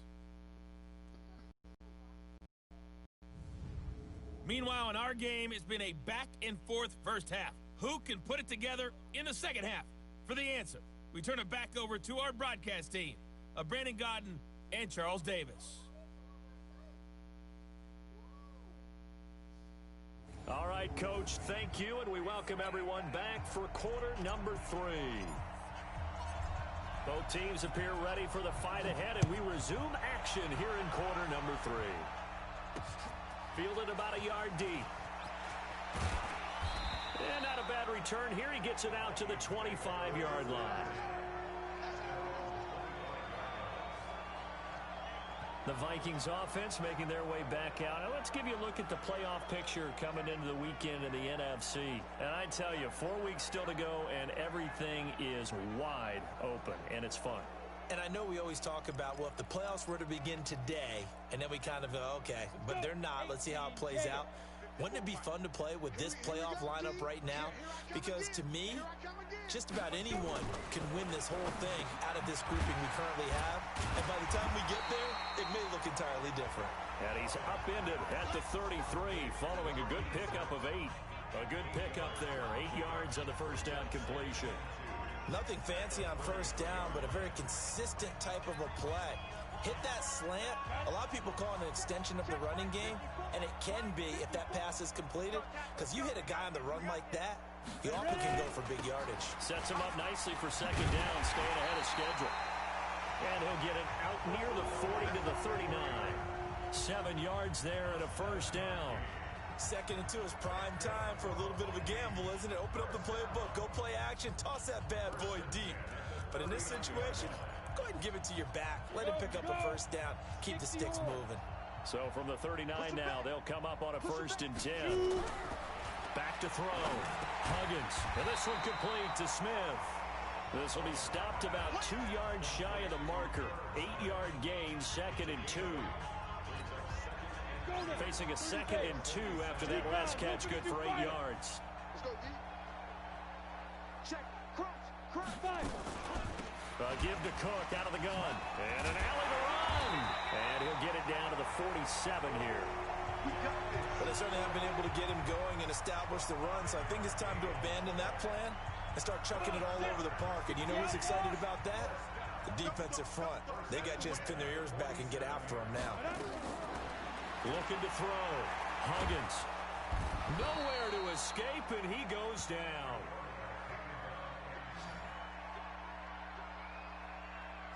Great job defensively. I think he was trying to go through his progressions, find someone to get rid of the football. Before he knew it, he was on his back. So that just brings us right back to what you said in the beginning. A great job defensively. Nowhere to go with the football. That led to the sack.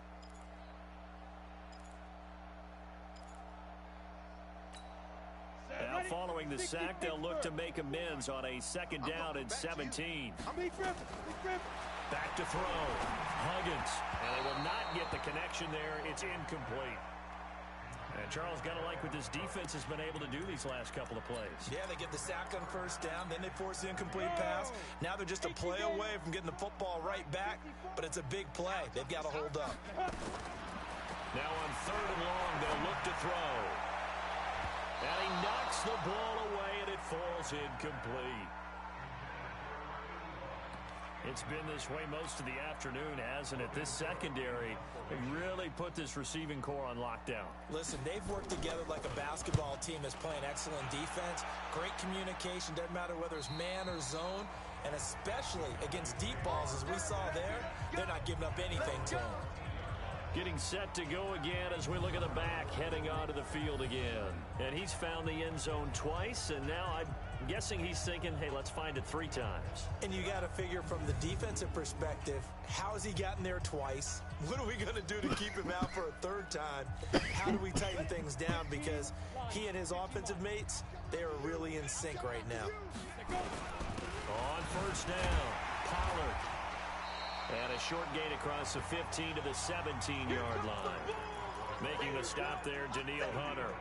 3rd quarter and you've got the lead. You're not ready to go into that 4-minute offense to close the game out, but a running game can really benefit your team right now.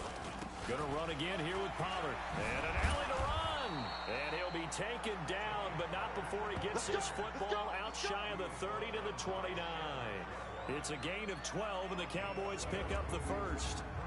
It's been a remarkable day at the office for him running the football. Those yards just continue to pile well past 100. And how about more than double-digit carries in the 2nd half alone? That's what you want as a runner, because you've got to prove to your offensive line that you're going to be as tough as they are. They don't rotate in and out on every play. Running backs often do, so those who can stay out there with their offensive linemen, those are the guys they really value. 2nd and 9 now. He's got the connection to Cooper. And he'll be taken down, but not before they work it across midfield. That one covers 24 yards. It's a 1st down. From Viking territory now, they'll come up 1st and 10 at the 46. They'll go with Pollard here on 1st down. And he's taken down inside the 30. 17 yards on the play there, and the Cowboys have a 1st down. It's been an excellent day for him running the football, no doubt, as he continues to soar well past 100 yards. Yeah, it almost feels like he can just grab his briefcase and head home after putting in a full day's work at the office, doesn't it? He'll get a nice chunk there on the 1st down run, and it's 2nd and 4. Despite the blitz, they're still able to pick up a nice, solid gain. The disadvantage of blitzing often alters the normal spacing and run fits, and leaves creases like they were able to exploit right there. And down inside the 15, shy of the 10. It's a gain of 12, and the Cowboys pick up the 1st. Looks to me like maybe there's a little attrition setting in with this drive, because when you see that type of a run, I get the feeling the defense getting a little bit tired. And that's the last thing they need, especially when they look up at the scoreboard. They'll drop the throw. This is caught. And he's able to get it down to the 2-yard line. 10 yards on the pickup there, and it'll be 2nd down. And he's top 5 in the league in terms of receiving yardage because of plays like that. What have you seen from him on film that you like so much? Well, I'll strip away everything else and get to what we call the moment of truth. When the ball's arriving and there's a defender there. And he'll get in. Touchdown, Cowboys. Taking it in from 2 yards out as his guys continue to pour it on. He keeps carrying the ball into the end zone, and in this one, he's sort of carrying the team on his back. He's the reason that they lead right now. No question about it. And you talk about on his back, he's not minding the extra weight at all, is he? Carrying that just as lightly as he does the football. Yeah, what a great performance so far. Those 3 touchdowns, it's got him in the lead. Point after, right down the middle. And that will extend this big lead. A good drive that time as they go 9 plays in all. And it's culminated by a 2-yard touchdown run.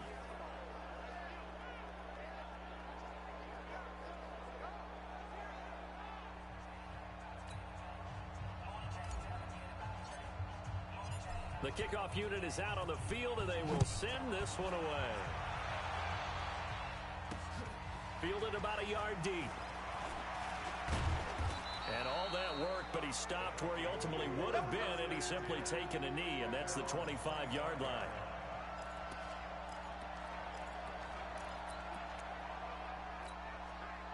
Here are the Vikings now to start their next drive. And here we are almost through 3 quarters of play, and this passing game still has not really found any kind of rhythm. Put it mildly, because they're not even over 100 yards yet. And in today's NFL, where it's a pass-first league, that is quite surprising. Not many teams patient enough to stick with the run. Everybody wants to advance the ball through the air. They've got to get their timing back. And we return, welcoming you back to Minneapolis. And this is a blowout so far as we get set for the 4th quarter. A very one-sided affair. They'll break the huddle, come up on 2nd and 8 at the 27-yard line. Here's 2nd and 8.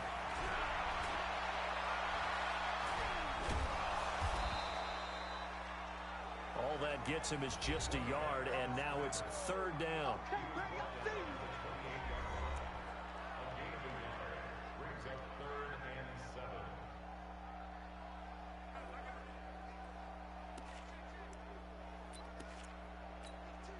The Vikings on 3rd down. A pretty woeful 0 for 5 thus far. This is 3rd and 7. Looking to throw. Huggins. It's complete to Diggs. And he's going to have the first down at about the 38. Now, after the completion, we're going to get a timeout, an injured player. While the training staff takes a peek, we'll take a break.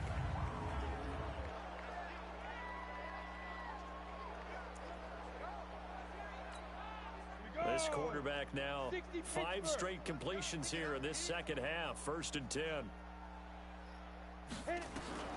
From the gun, Huggins. Open man is Higgins. And he slips up past the 45 before being tackled.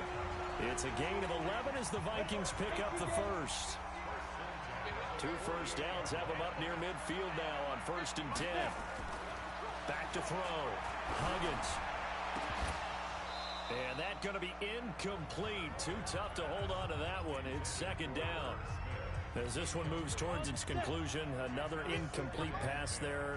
Thoughts on the secondary? I mean, seem to be pretty effective in this one. Yeah, I thought that they've been absolutely outstanding. I mean, their job is to prevent touchdowns, and not a single touchdown's going on the board against them. Of course, they want to make it a total shutout, but hey, if you don't give up touchdowns, you got a heck of a chance to win. 4 yards on the completion, and it sets up a 3rd down.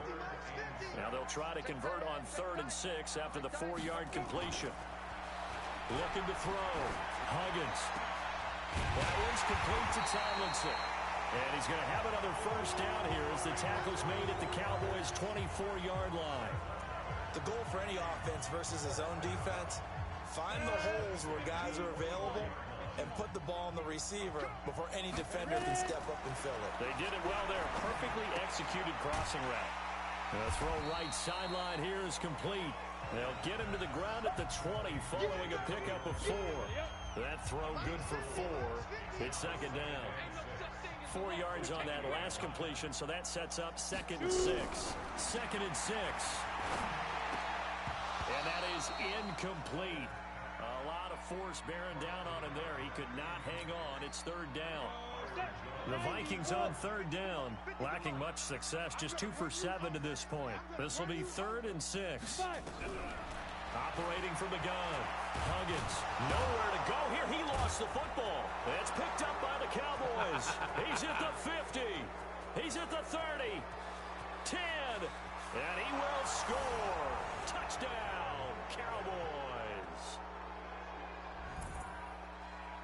And that's a linebacker showing he can move pretty good with a football in his hand. That's not just a short shuttle now. He took it and went a pretty good distance, didn't he? Did you get the 40 time on that? I didn't, but he got 6 points out of it. I know that in a great play for that fumble defensive it. My unit. linebacker ran it back like 60 yards for a touchdown.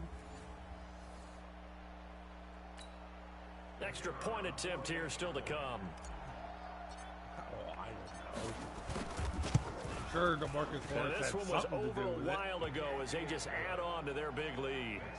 He always has something to do with it. The scoop and score, always an exciting play in football, and we witnessed it there, grabbing it off the ground and then rumbling it into the end zone for 6. I love him. He's going to be a Cowboy until he retires. And you can bet they're preaching 2 hands on the ball here as the kick's away following that fumble return. This fielded a few yards into the end zone. And no run back here. This will be a touchback, and it comes out to the 25-yard line. And as this offense makes their way back out, it's AFC playoff race time as we give you a look.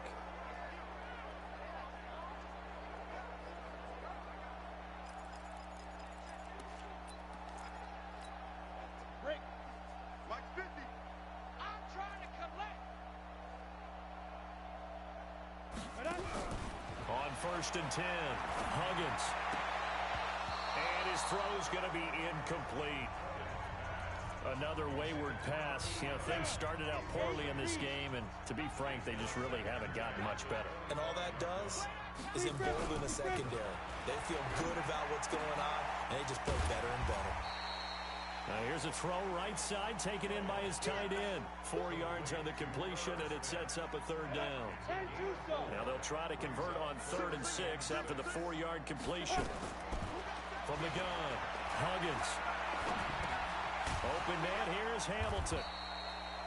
And he's going to be stopped here a few yards short of the first as the tackle is made at the 33. They get only 4 that time as that leads us to a 4th down. So much about offense is what you call hidden yardage. You know, you throw the ball to someone, they catch it, and then they can make a big play. You know, they create a play, run after catch. They did a really nice job there of limiting that and keeping him from a 1st down. Yeah, stopped him in his tracks. Good open field tackling there. A 50-yard punt followed by just a 1-yard return. And the Cowboys will be backed up to start the drive. They'll have it 1st and 10. Amari Cooper and the rest of the offense heading back out there now. And I know that they've double-teamed him a couple times, but not a ton. Whatever they're doing isn't working. He's up over 100 yards. We'll see how they adjust. And when they do that, they weaken their defense in other places as well. And how many times have we done games where we've seen a guy have a big game like this? But it's usually not by himself, is it? Usually it opens it up for other people to have big games as well. They'll keep it on the ground. Pollard, and hit behind the line. He lost the football. It's loose. And the Vikings pick up the football. And a tough turnover there as now they will have it at the 6-yard line, 1st and goal. Made him fumble it, and the ball fell right into the guy's hands. And then got injured.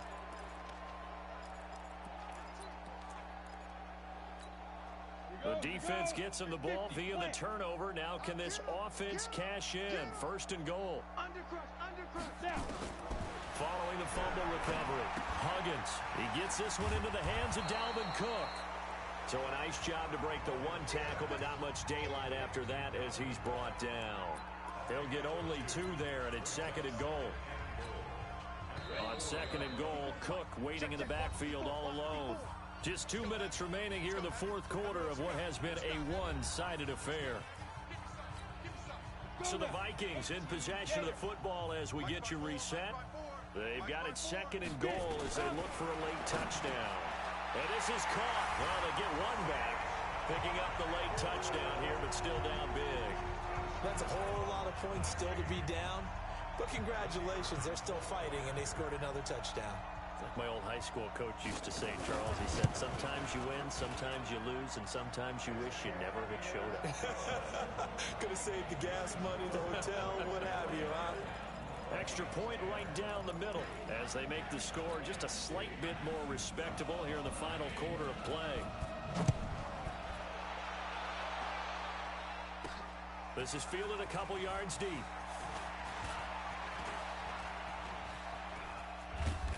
And he's all the way up across the 40 and down at the 42-yard line. Great return. At some point, we're going to get it through our heads. Special teams, special teams, special teams. The spark that often wins games. And now Dallas gets set to take the field. And a few kneel downs should just about do it. Now, defensively, they do have all three timeouts, but very little reason to use them at this point. So good starting field position for them here as they come up 1st and 10 at their own 42.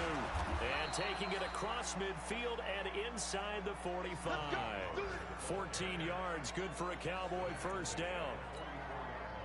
Oh, that's one to warm the hearts of all those old school football players, isn't it? Tough, hard, gritty run, got behind his pads, bowled over a few people. Look at that one, right up the gut. So up through 3 quarters, no reason to lighten up now. It's a gain of 12, and the Cowboys pick up the first. Brendan, every great running backs coach I've talked with has always talked about when you have great vision, you're not consciously thinking about. And he will get into the end zone. It's another touchdown. This thing is ugly. So another score there, and often you talk about the 3 phases of the game. Defense, offense, special teams. It's been a clean sweep in this one, hasn't it? It certainly has. They've been pretty dominant throughout this game. And privately, the head coach will add a 4th phase. That's the coaching. And he'll tell the ownership that as he tries to negotiate a new contract off of this win. They are looking strong here in the 4th quarter.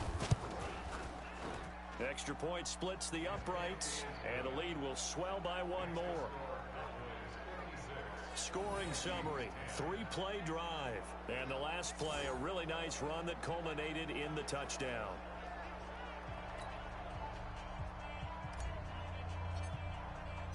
The kickoff team on the field now as they will send this one away.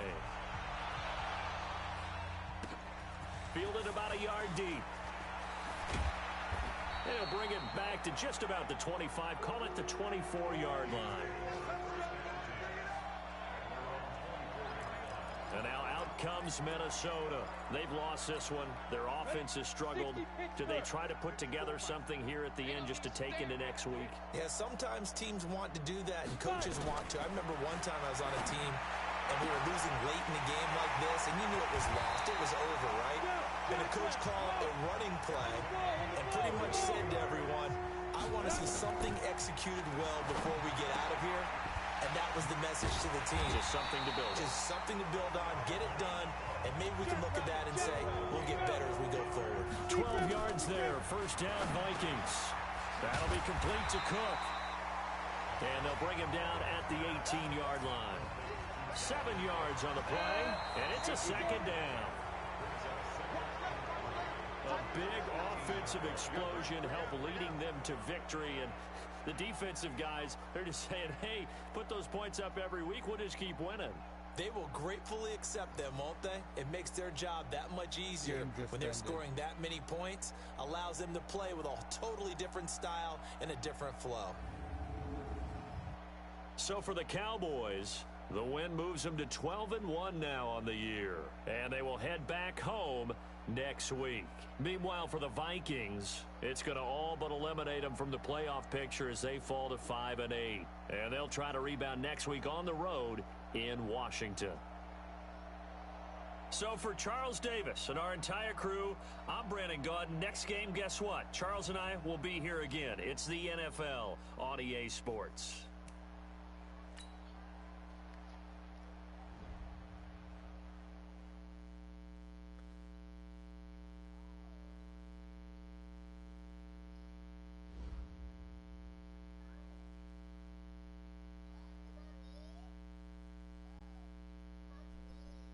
I'm getting ready to.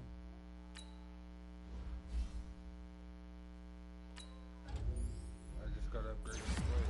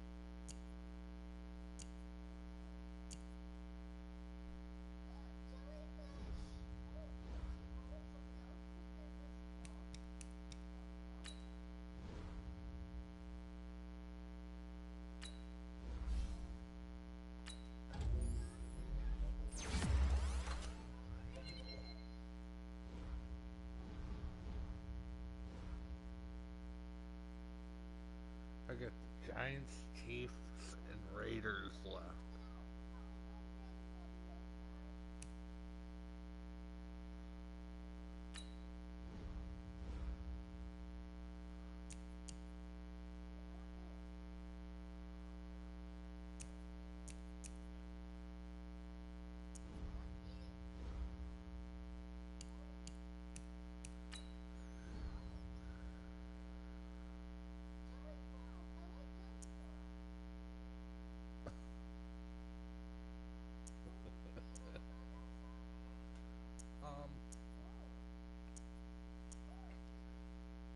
I'm gonna assume this coming up draft, isn't gonna do anything for me.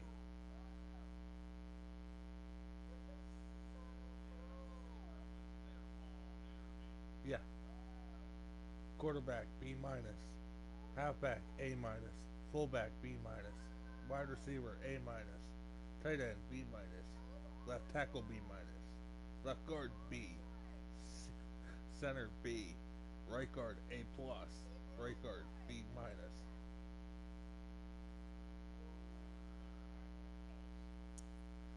My defense is even worse because my left end's rated at an A, my right end's a B minus, defensive tackle's a B, left outside linebacker's a B plus, middle linebacker's an A minus, right outside linebacker's an A, corner's an A minus, free safety is an A, strong safety's a B.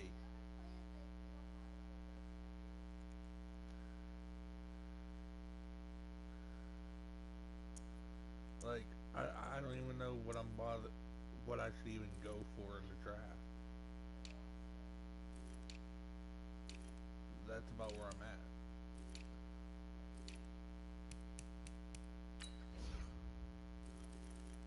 What exactly do I need to improve for?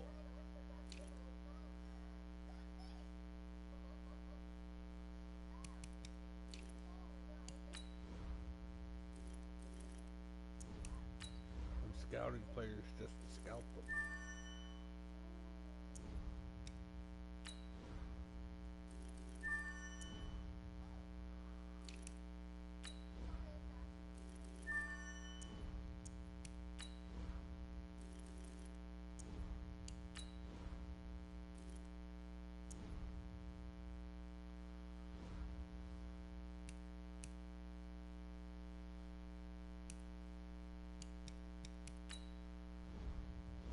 That should have did it for me. Yep.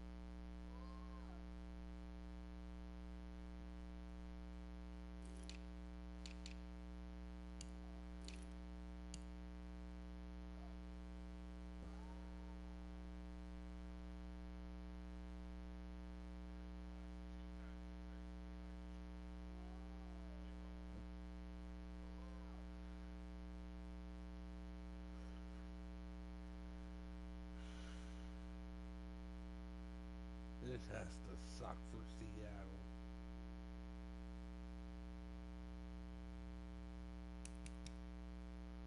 The only way they can make it is if the Washington blows up.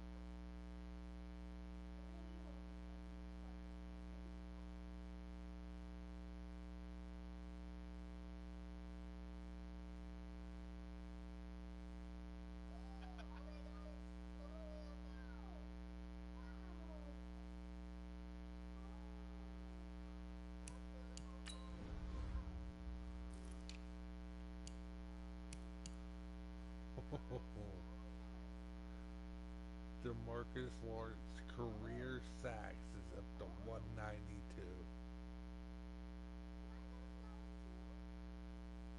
The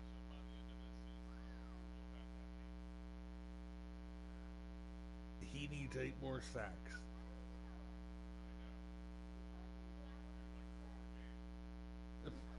Yeah. Guaranteed at least by next year it'll be done.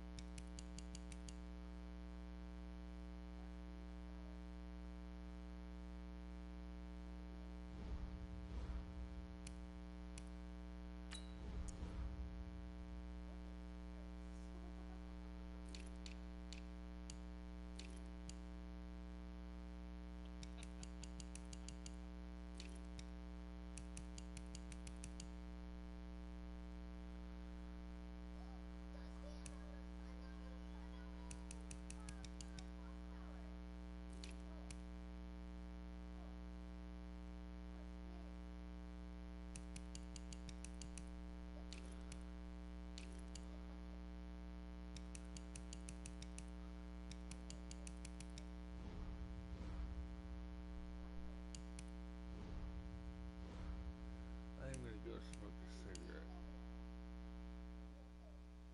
So I'll be right back.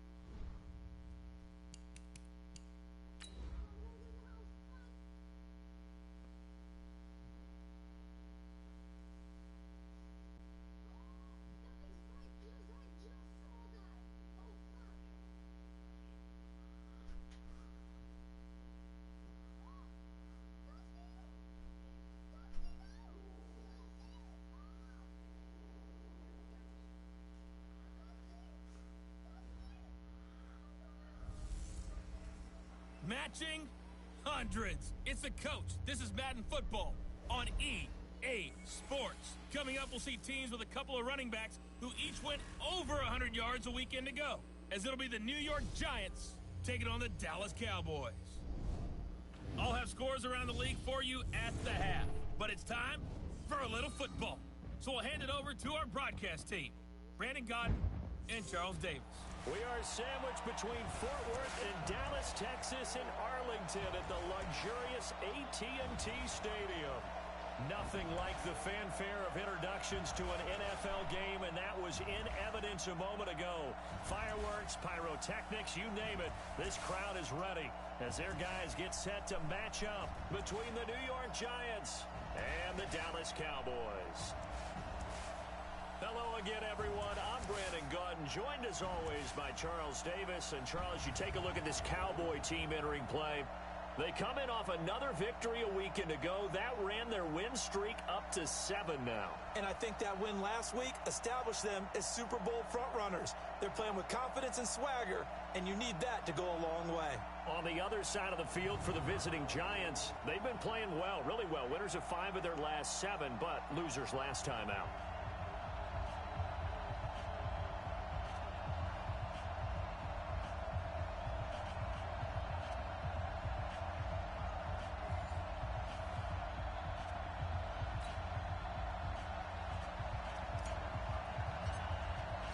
It's the final 3 weeks of the season. Still plenty to play for here as we're underway in Week 15. This is fielded a couple yards deep.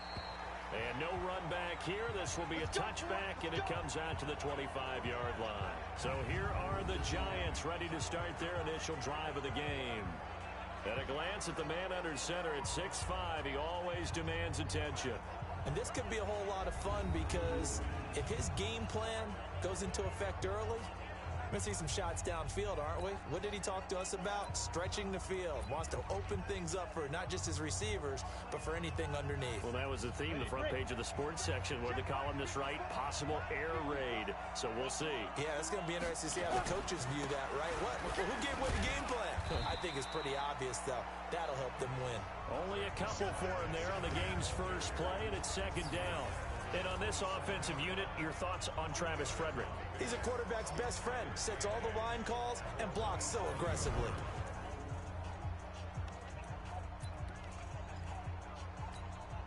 The last run got a couple. Here's 2nd and 8.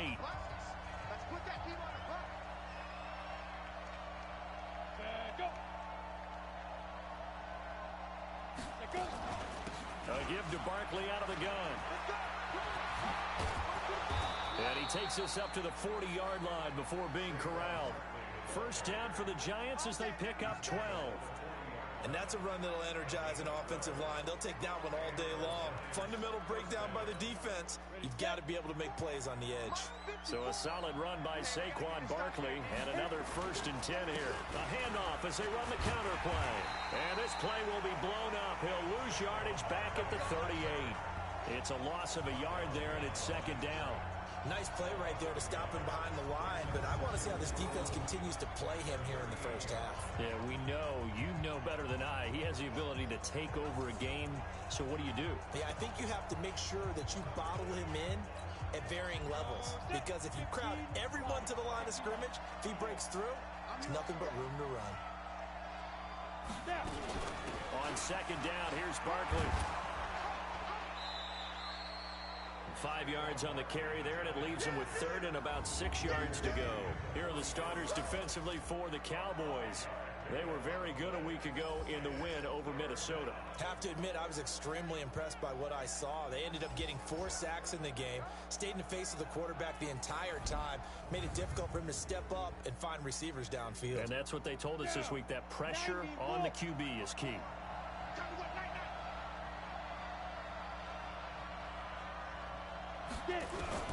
Here's Jones on 3rd down. And this is going to be incomplete. So the defense able to get off the field here on 3rd down. It is one of the goals of the game. They've got to be effective on passing downs. It's one of the few things defenses chart. How did we do on 3rd down? That's a nice start for them in this one. This is going to carry well into the end zone for a touchback. So here are the Cowboys under head coach Jason Garrett as they get set for their first opportunity. And here's a look at their leader, standing 6'4".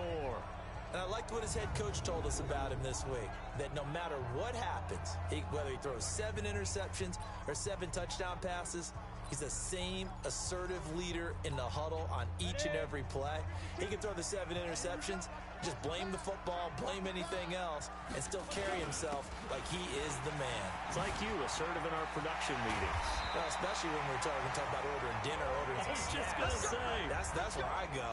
Just like that, a pickup of 20 on their first play from scrimmage. You can script and diagram plays all you want, but no one really envisioned something like that happening this early in the game. How about that run to get things started? Didn't he win NFC Player of the Week last week? Yeah, he was on fire a week ago, and what a start to this one. Yeah, no sign of him cooling down at all. And the reinforcements come in as they're going to stop him behind the line. Ready. 10-2 stop. On second down, it's Pollard. And they will only muster a yard here to the 38.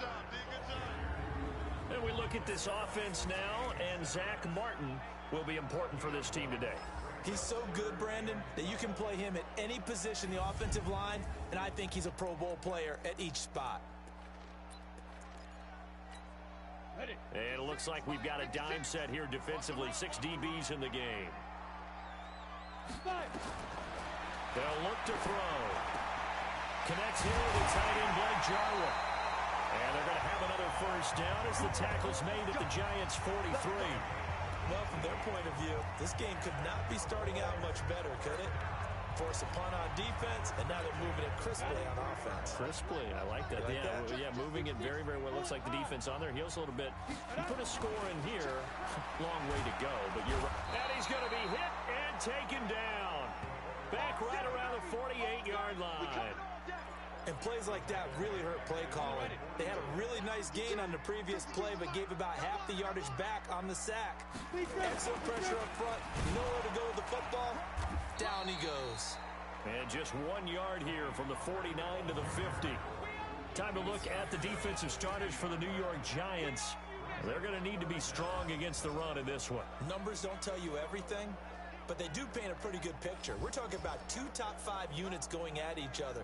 One in running the ball, one in stopping the run. I think this is going to be a whole lot of fun myself.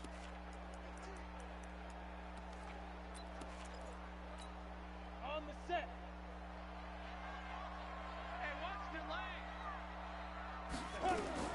From the midfield stripe, they'll look to throw. This to Jarwin. And he gets this inside the 35-yard line. Give him 18 on that one, and it's a Dallas first down. Brandon, lest my eyes deceive me, I think they found a matchup that they're trying to exploit here, don't you? I mean, it's the second time they've gone to him here on this drive. Yeah, opening drive. It's a tone setter, right? I think they're going to be looking his way a lot. Yeah, and I think that the way things are going right now, they like him as a featured receiver. Let's see what kind of adjustments the defense is going to make to try and take that away. 14 yards, good for a Cowboy first down. Quite the opening drive march they're on right now. It looks a lot like what we saw in practice prior to the game, doesn't it? You know, because on that last big practice beforehand, you go through your offensive script. You go through your play call. That is caught. It's Cooper for the Cowboy touchdown. Amari Cooper, his 14th touchdown now on the year, as his guys are able to strike first here in this opening quarter.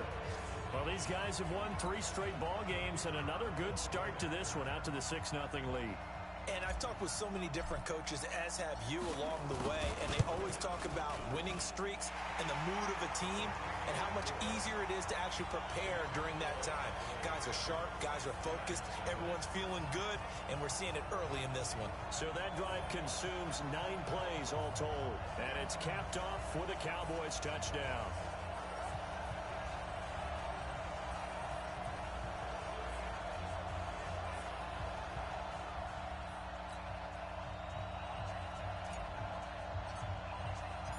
Set now to kick this one away, and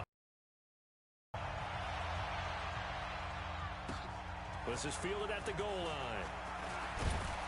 And he'll take this across the 25, couple extra yards up to the 27-yard line. As the Giants head back out there, let's take a look at the playoff picture in the NFC.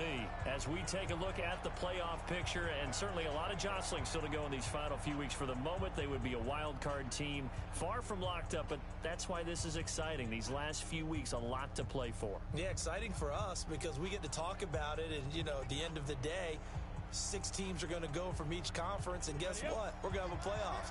But nerve-wracking for all the people involved, all the teams, because their goal is to get there. And anything less than that makes the season a disappointment. So they've got to be primed now. And the Cowboys' pressure gets there this time for the sack. DeMarcus Lawrence in there for sack number 22 on the year. And, folks, that's just a half sack shy now of Michael Strahan's record of 22 and a half set in 2001. They just gave up a sack there, and if I'm not mistaken, they gave up 4 last week, didn't they? Yes. And just looking really porous, aren't they? They really are, and I'm wondering if they're going to have to start thinking about keeping the tight end in, maybe a back, someone to help assist, because right now, their quarterback's been getting hit a lot in the last couple of games. On second down now, Barkley, and he is going to be stopped cold behind the line of scrimmage. He lost 2 there, and it's third down. After 1, 7-0 on EA Sports.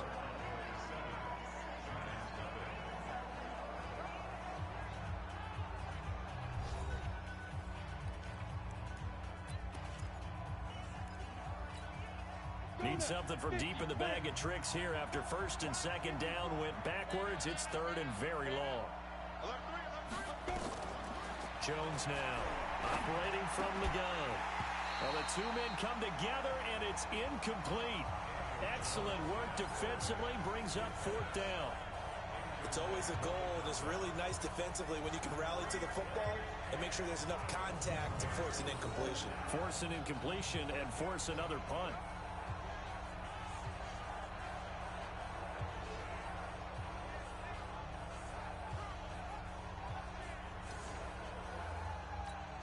And the Giants send out their punter now as the drive goes backwards, so he's on to punt it away.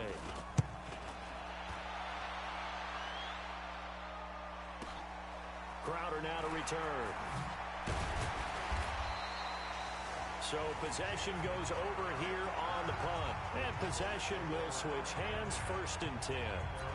Here's the Dallas offense now heading back out onto the field. Now they'll be looking to duplicate the efforts of drive number 1 that resulted in 7 points in the 7-zip lead. Well, you know how much I enjoy horse racing, right? Looks like they caught a flyer out of the gate, as they would say when you're running the big-time races. Means they get out to a fast start. They're setting the pace, making the other team chase now.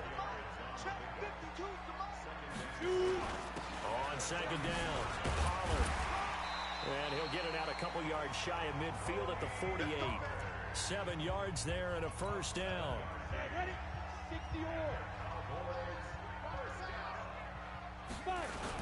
They'll run on 1st down. Pollard. And this will be stopped at the 44. That one good for 7 yards. For a lot of people, MVP award means a quarterback award usually, but over 100 yards again last week. They're going to have to look his way more than once when giving out this award this season, I think. Yeah, it's not just the consistency. There's been some plays that we've seen where we talk about it for weeks thereafter. That's what we're getting out of him. Over 100 yards last week. Expects to continue that in this game, too. They'll set up to throw. Got an open man, the tight end, Jarwin. And he gets this to the 35. Good for a gain of 5. And, partner, I think that's a great example that not all tight ends are created equal. Because everything was right. Got the completion, but he's not one of the more dynamic guys in the league. So even though he caught it, couldn't turn it into much more. And this will be broken up and incomplete. Now a penalty flag down, and they may be going backward here. So apparently some grabbing of the jersey there on the O-line. Yeah, just working the interior, and that's where the penalty occurred. Temporarily out of field goal range now as they come up on a 2nd and long after the holding call. Oh, he's got some breathing room. 20. That one covers 29 yards. 1st down. This is a little bit like baseball here. Strong up the middle. Both sides want to be that. In this case, the offense ended up winning the ultimate battle. And those big runs between the tackles, that's a little deflating for a defense, isn't it? It really is, because that's where your strength's supposed to be. You're supposed to be in a spot where they can't make that yardage there. You're supposed to send them outside. Not in this case.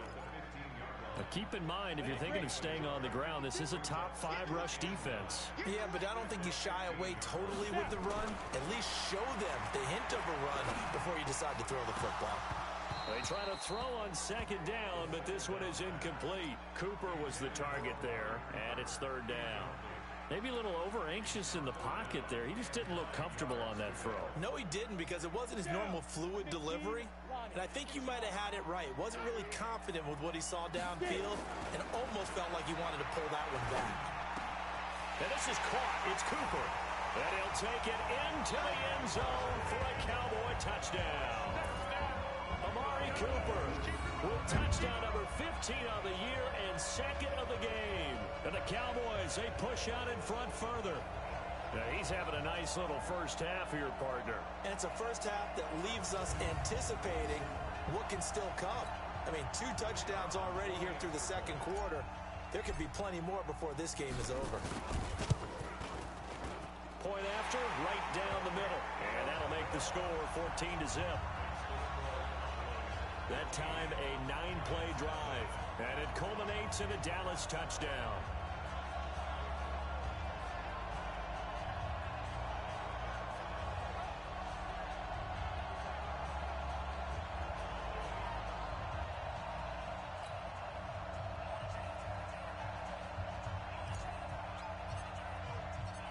Out is the kickoff unit as they run up and send this one away.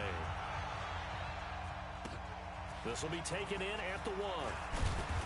And he'll get across the 20 before he's brought down at about the 23-yard line.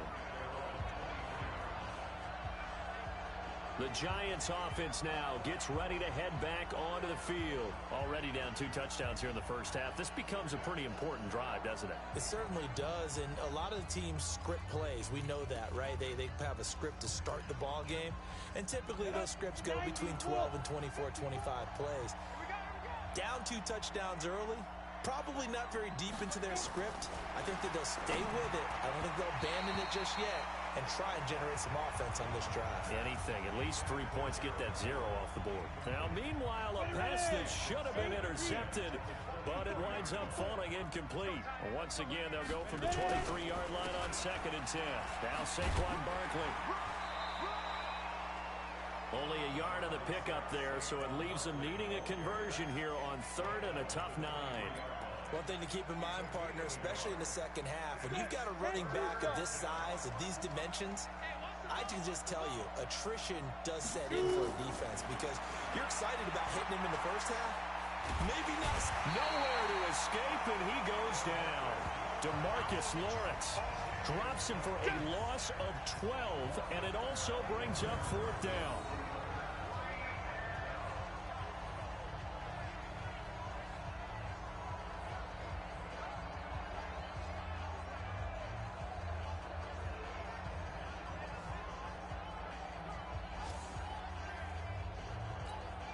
And the Giants send out their punter now. 2 minutes to play, first half. It's 14-0. And we'll remind you that coming up at halftime, we'll join Jonathan Coachman and the gang in Orlando. Coach will have stats and scores from the early games going on here around the NFL. Now it's Crowder. That's a 49-yard punt, 8th, though, on the return. A look at the running back, the man out of the backfield as he gears up to go again. And he is inching closer to that 100-yard mark. And that's the goal. That's the benchmark that every runner in the NFL is trying to get to. And he's locked in on it pretty well right now. And I would suspect that his linemen are locked in pretty well, too. They know that if a guy gets over 100 yards, they've done a great job, too. You think every... And now the ball's out. Fumble near midfield. And the Giants have it. It's picked up. And his guys will set up shop at midfield at the 50-yard line. Not the trend he wanted to start the season with a fumble lost in both weeks 1 and 2. Now, it's not a disaster, but certainly not what he was looking for. Got to get that fixed because otherwise he shows up on every scouting report. I remember sitting in defensive rooms and hearing the scouting report from my coaches, and if someone had a particular problem carrying the ball and holding on to it, that was noted. Hey, make sure you get a little extra attention to him. Get after the football. He's dropped it the last couple of games.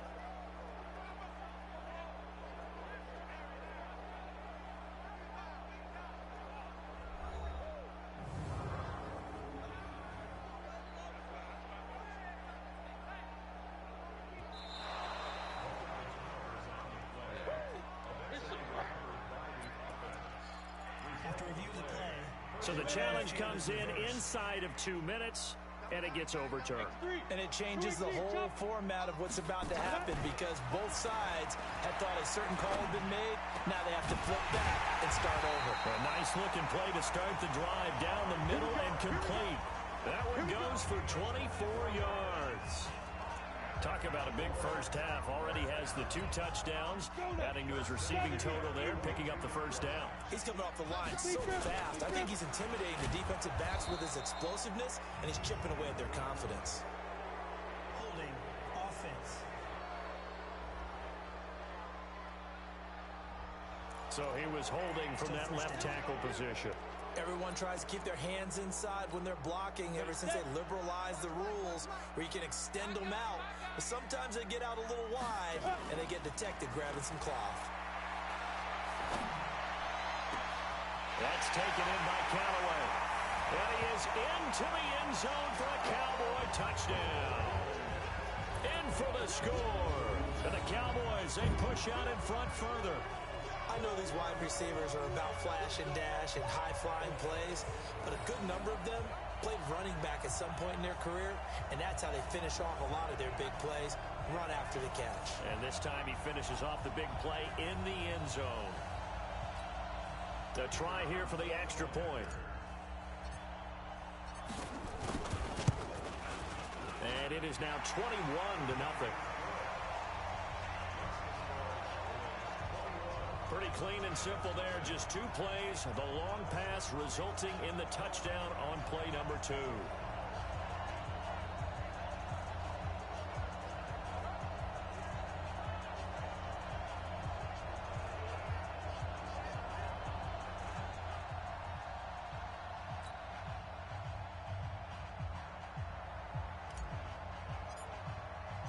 The kickoff unit is out on the field, and they will send this one away.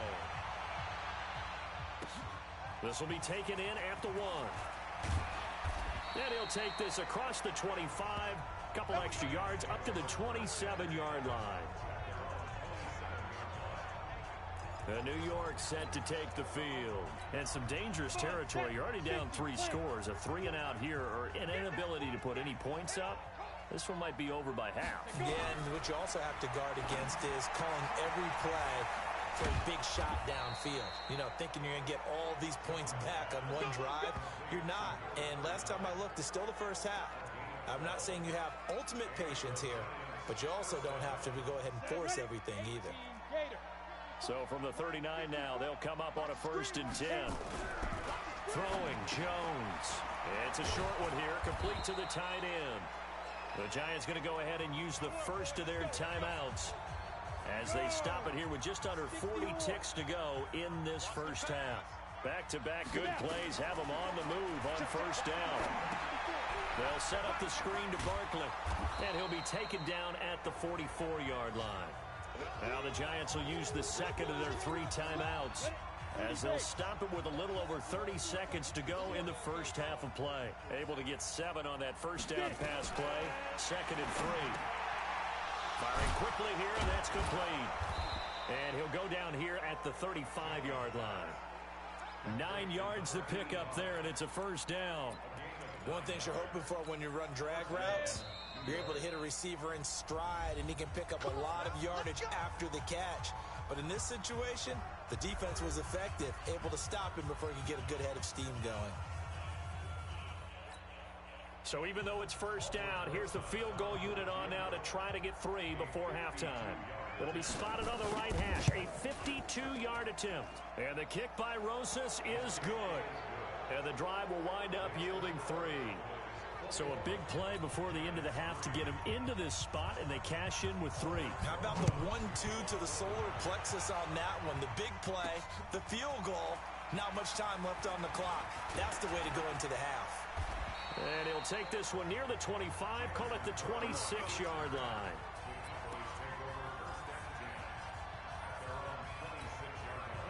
The Dallas offense here set to begin the drive. And from this spot in the field with the clock where it's at, you think we're just going to see a knee and that's it? And I think in this situation, that's the proper play.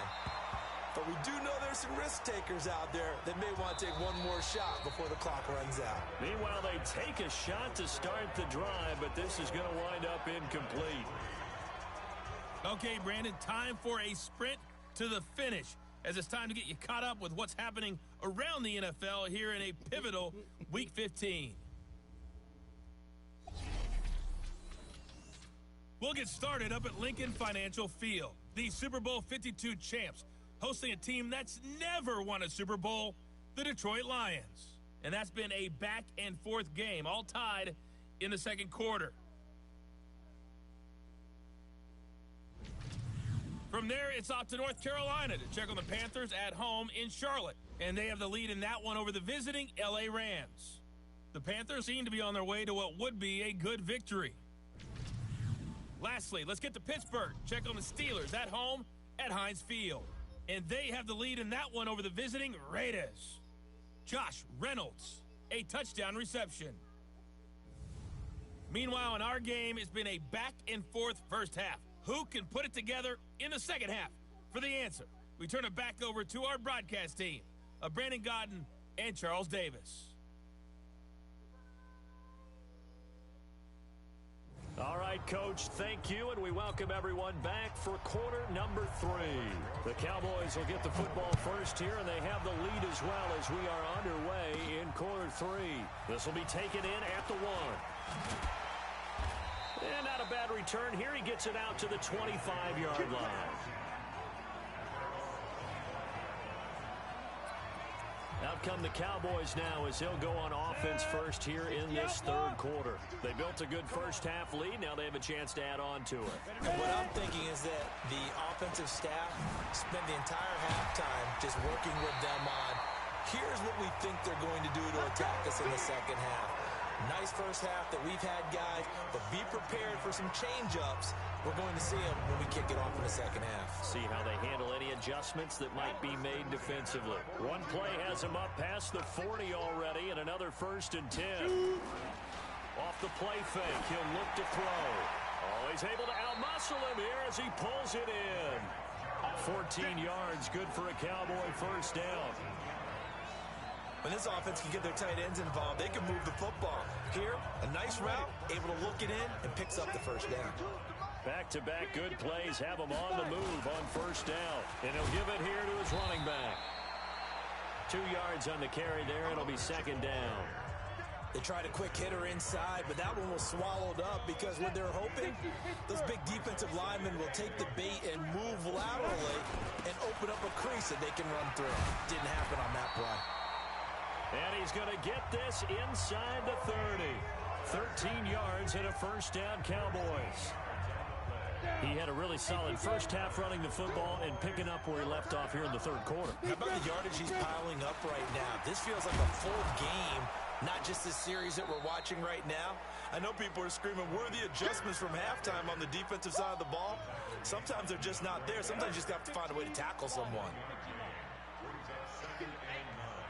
On second down now, Pollard. They're going to snuff this play out behind the line. We have not seen that much today. A second down play results in a loss of 2 yards. Well, Brandon, he's had a great day, but sometimes the other guys make a play against you. What's that expression they like to use in the NFL? Those guys get paid too, you know. Yeah, in college they say, hey, they're on scholarship too. In the NFL, they're getting paid too. With the day he's had, you can have one going the wrong direction. Well, that one sailed a bit, but the catch is still made. 13 yards and a first down, Cowboys.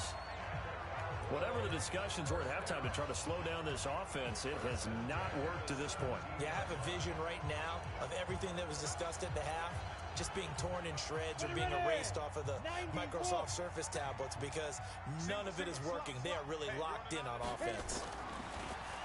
They'll look to throw here. Johnson's got it complete. And he'll take it into the end zone for a Cowboy touchdown. From 17 yards out. And the Cowboys, they push out in front further. Well, after another passing touchdown, I don't think it'd be an understatement to say that he's in the zone, and I believe he likes it.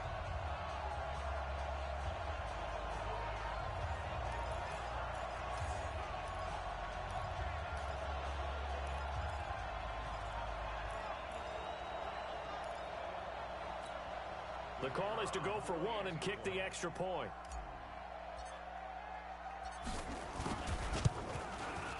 And they open the lead up now to 25 points. So that one, an 8-play drive. It spans 75 yards. And it's capped off with a Cowboys touchdown.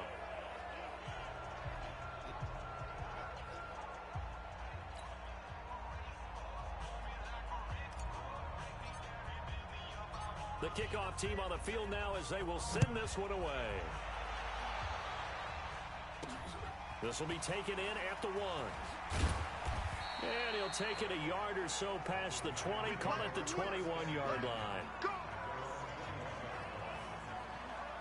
Here's the Giants offense now getting set to start the third quarter. They're down in this game. A chance for the offense, though, to put something on the board, get some momentum here in half 2. Try and get things kick-started for them. And you know at the half, they discussed how they were going to get that done. This is where scripting comes into play a lot of the time. How many plays do you script coming out of the second? Most of the time in the first half, you're scripting 12 to 16. I think in the second half, you're really scripting more like 8 to 10. Kind of a starter or an opener, whatever terminology they use. Just something to get you off to a quick start. Give him 9 on the carry that time, and they're set up with a 2nd and 1. They'd love to just strike back with a touchdown right here, and if it's a long play, so be it. But the main goal, get a couple of first downs, run some plays, run some clock, allow their defense to get a chance to catch their breath, settle down, and relax a little bit after they just gave up a score. Officially, it's no gain on the play, and they'll remain a few inches shy of a first with 3rd down looming. Jones fakes the give to Barkley. Got his man complete over the middle. That's Lamb. And able to get this one across the 45 before he's brought down. He'll get 15 and a Giants first down. I think it all came together there. In-breaking route, drove it with excellent pace. Money throw right there to move the sticks. Check the outs, check the outs, check the outs. Ready? Now Jones on first down. It's a short one here, complete to his tight end. No gain there on the completion, 2nd and 10. Well, he caught it right at the line of scrimmage, and before he could even think about advancing it forward, he got hit. Great tackling, because that's what you're taught. Don't give up yards after the catch, and most offenses make a living off of yards after catches. Hidden yards that may not go into the score sheet, but they count big for moving the ball and stretching the field. Really nice open field tackle. Get him, boy! Get him! Come on! Came up a little short on the last pass play. They did get 9 yards out of it, leaving him with his 3rd and 1. They'll try to run for it with Barkley. And he's able to get the first before he's taken down at the 36. A strong 8 yards will keep this drive rolling. Well, partner, what do you think? Might have been 4-down territory if they didn't pick it up, but... Yeah, it's a moot point now. I was curious, so if they didn't get it there, would they have gone for it? I guess we'll never know. Yeah, we didn't have to make that call, but I have a feeling both of us would have said, go for it. And he is met in his tracks behind the line of scrimmage. I think it's pretty evident. We can say what a difference a week makes. Last week, he ran pretty much wild, didn't he? Did pretty much what he wanted to do. But this one, they've stopped him cold. That, to me, that's good scouting and even better execution. Yeah, and they stopped him behind the line right there. They obviously watched the tape a few times and made some adjustments. And he'll be brought down on what's going to turn out to be the final play of this third quarter. Back now in Arlington. A lot of happy faces in the crowd at this point as their guys have a big lead here to start quarter number 4. The Giants on 3rd down, 2 for 5 to this point. This is 3rd and 8. Jones from the gun. He'll throw. He's going to let it. And that is caught. He's got it for a giant touchdown. Riley Ridley with touchdown number 7 on the year. And the Giants are able to draw a bit closer. The fly route works for the TD grab. And you know what the receivers love to say? If we get even with the defender, we're leaving. And that's exactly what he did, all the way into the end zone. And then he was on the business end catching it once he got over the stripe. So still lots of work left to do, but here comes the onside kick. Now the Cowboys going to burn the first of their timeouts. That'll leave them with 2 remaining. We'll be back after this. So still lots of work left to do, but here comes the onside kick. And the Cowboys are able to recover. Well, fourth quarter, they felt like they needed the football back. Unfortunately, they couldn't get it. And I know we brought analytics into the game, and someone has said here that the data says that when a team's expecting an onside kick, 80% of the time, the team expecting it, they do actually recover the ball, which is what we saw here. I just wonder if that number is much more of a anecdotal type of a number. Kind of like when the coaches tell us, well, when you score on special teams, 93% of the time you win the game. I'm still waiting to see that number is empirical. It's a pickup of 4, and it'll bring up second down. The run got 4. Now they deal with a 2nd and 6. Let's go, P, let's go. Hey, let's get They'll keep it on the ground. Pollard. So he got free of 1 tackle, but couldn't do a whole lot else. 3 yards is half of what they needed. Now can they get the other 3 here on 3rd down? The Cowboys on 3rd down. A perfect 4 for 4 thus far. This time it's 3rd and 3. This is Johnson. He's got it. And he's got the first as they'll bring him down at the 28-yard line. The quick slant, good for 8 and a first. On 1st down, Pollard. Give him a couple on the carry there, 2nd and 8. Bottom line, they want to keep this clock rolling, so they'll take that one right there. They just want to keep falling forward, and they want to put the onus on the big fellas up front in order to bring this one home. Now back to throw. He's got a man complete. It's Amari Cooper. And he is into the end zone for a Cowboy touchdown. Amari Cooper, 27 yards. And the Cowboys, they push out in front further. They were still throwing with a comfortable lead here late, and now that lead even more comfortable. And your first thought is there bad blood that went into this one ahead of time, that maybe they're seeking some revenge or they just don't like them? But the other thing that always hits me is, are they worried about playoff positioning, right? Are they worried about, do you need enough points in case there's a tiebreaker that comes into play later? Extra point right down the middle, and they open the lead up now to 25. The drive summary that time, 5 plays, and it culminates in a Dallas touchdown.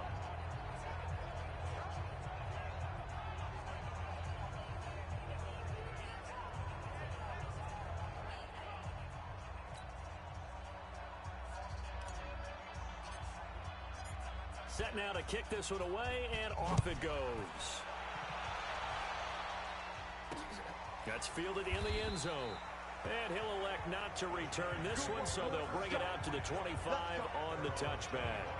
And as this offense makes their way back out, NFC playoff race time, we give you a look at what's going on there. And it's right about this time of year you start to say this is when the cream rises to the top. Weeks left to go, but still plenty to be determined. And I think for most teams, the obvious is to try and be the number 1 or number 2 seed.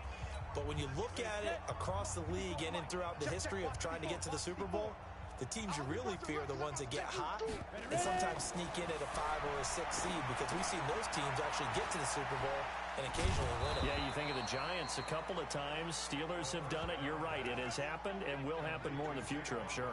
First down for the Giants as they pick up 12.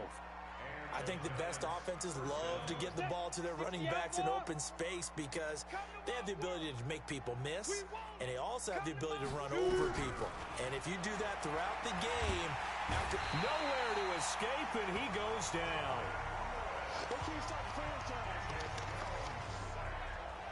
Okay, was it a breakdown in protection? Did the running back not pick him up? What does it really matter? Sometimes it's just a great play made by the defense. Big-time sack.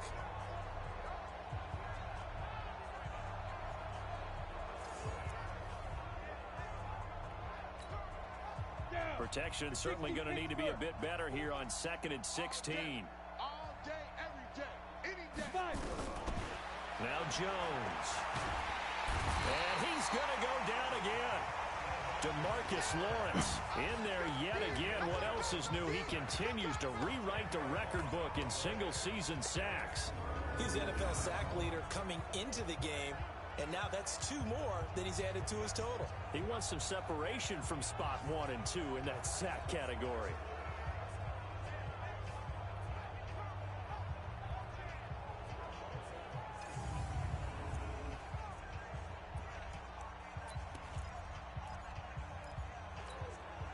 Need something from deep in the bag of tricks here after 1st and 2nd down went backwards. It's 3rd and very long.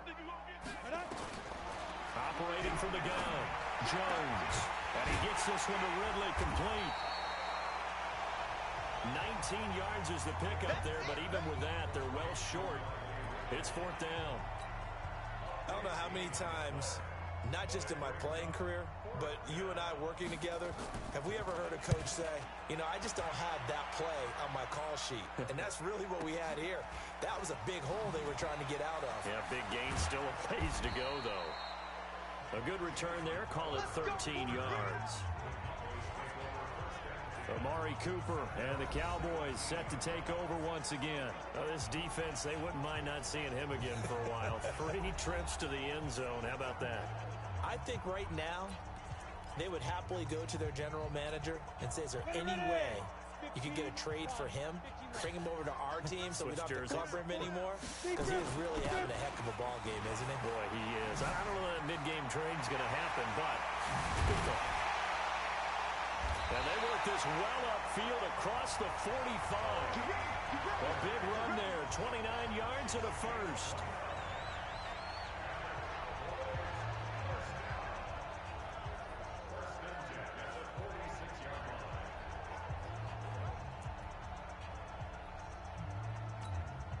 So the Cowboys in possession of the football here as we get you reset. And let's see what they've come up with offensively after having time to talk it over. They'll set up a throw. The tight end Jarwin with it out on the left side. 11 yards and a Cowboy first down. Coaches always harp on the quarterback reading the defense and getting into the open man.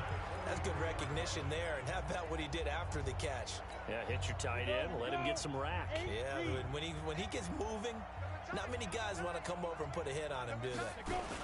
They'll run on first down. Pollard. Give him 5 on the carry there, and it'll be 2nd down. I call that play a success. A nice inside run sets up a very manageable 2nd down. A very solid gain on that play. 2nd and 5. Quick hitter here, it's complete. And he's going to get this inside the 30. And they're going to have another first down as the tackle's made at the Giants' 28. Not totally home free yet, but it's looking good as they come up 1st and 10. Now a handoff here to his running back. And they are going to score again. Yet another touchdown as they just add to their totals. And to me, that touchdown allows you to start grinning widely on your sideline. I think they pretty much locked this one away. Yeah, that's the clincher, the proverbial icing on the cake, if you will. Point after here coming up.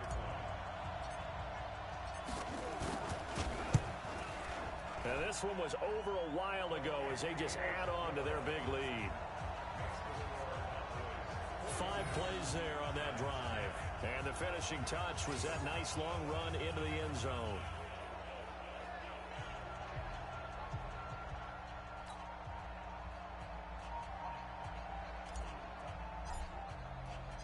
Out is the kickoff unit as they run up and send this one away. Fielded about a yard deep. And he'll bring it a few past the 20 to the 23-yard line. The New York set to take the field. They are just obviously getting shellacked here in this one, Charles. What's the message if you're a coach for this final drive in a lopsided game like this? For a lot of coaches, be honest. Don't forget today. Don't forget what has happened out here. Yeah, use that as ammo going Exactly. forward. Take a great look at that scoreboard. Realize how poorly everything went for us today. Coaching, playing, the whole deal.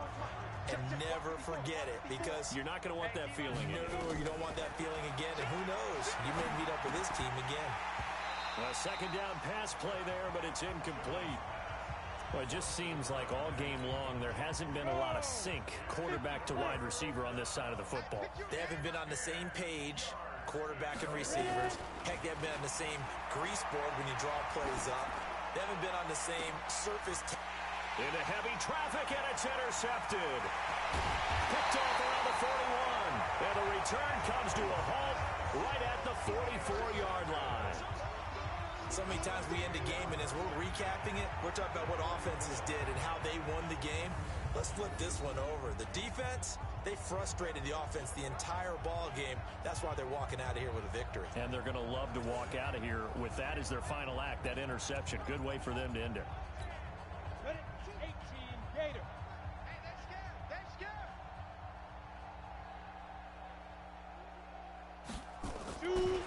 On first down, Pollard. And maybe a measure of revenge there. He's had his way in this one, but this time they get him behind the line. It'll be a loss of a yard, and it'll be 2nd and 11. After the loss to start out, here's 2nd and 11. They'll keep it on the ground. Pollard. They'll wind up getting 10 back as that sets them up for 3rd down. And what are the whistles for? Timeout. So they'll stop the clock here in a game that's been decided in the closing seconds. Watch the screen. Try to run for it with Pollard. And he'll be brought down with the first down and a late flag here too. And he may get a few more tacked on for good measure. They're down here in the 4th, and that personal foul penalty is not going to help. No, in these types of situations, players will tell you that's extra intensity. From where we sit, it's actually frustration, not a good play. Maybe a critical mistake at this juncture is now they've got a 1st and 10. And to give this time to the tailback. And he'll be taken down here, and that is how this one is going to come to an end. Well, Charles, it's one thing to win. It's another thing to win and put up the amount of points that they did. Boy, were they clicking on offense. They can't help but feel great about themselves, can they? I mean, what a game to put up that number of points, continually feeling like they're moving the ball and things are working and clicking. They think that they can bottle this and carry it with them. And as an offensive coordinator, you just don't think you can do anything wrong. Whatever you call, run, pass, it's all going to work. That's called being in the zone. So for Dallas, they continue to make their case as a Super Bowl favorite as they move to 13-1. And they'll get to stay home again next week. Meanwhile, for the Giants, they'll drop to 9-5 on the year. And they'll get a chance to redeem themselves at home next week. So for our entire crew, alongside Charles Davis, I'm Brandon Gaudin. Thanks for watching, everybody. We'll see you next time.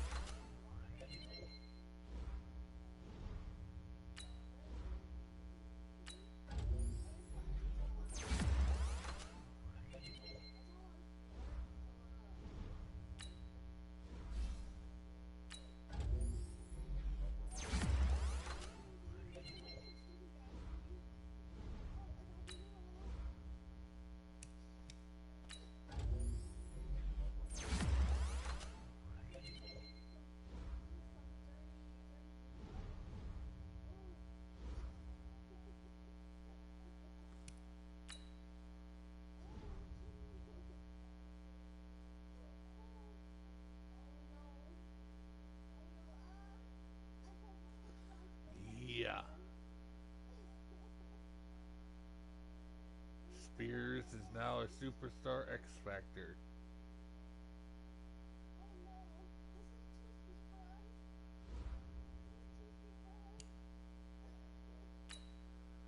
From the last game that he played.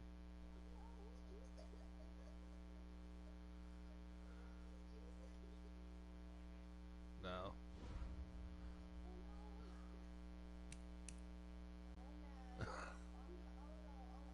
I wasn't too far from you.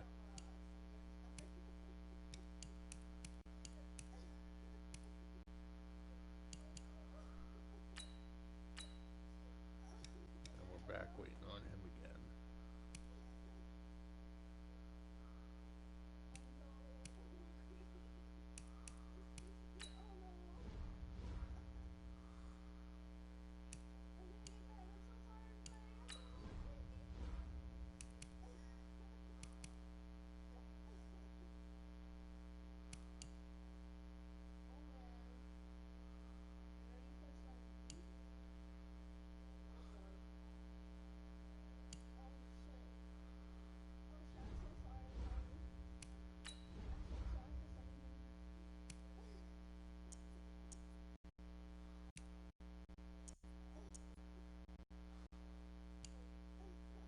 What?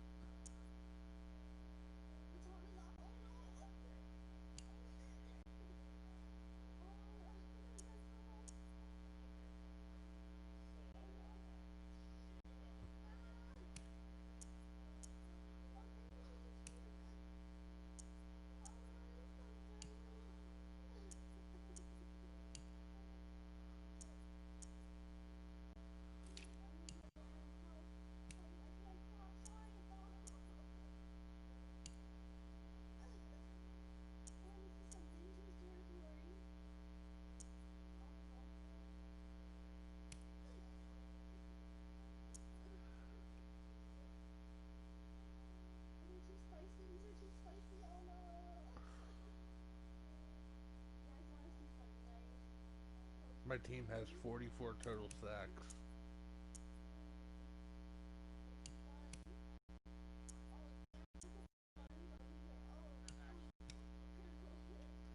Yeah.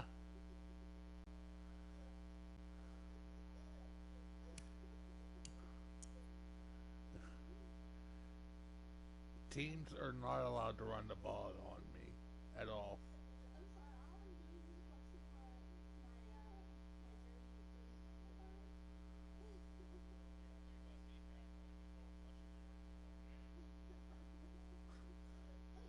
Look at how much I've given up all year compared to you and Bread.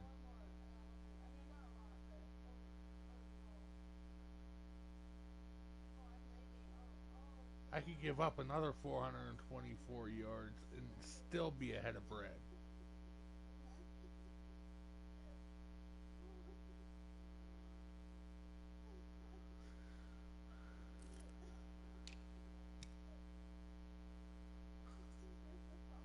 Best third down conversion.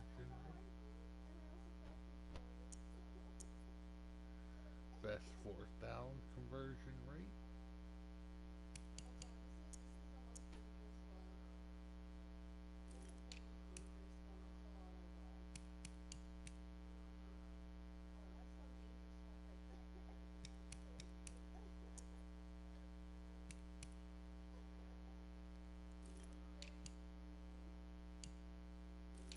I don't know.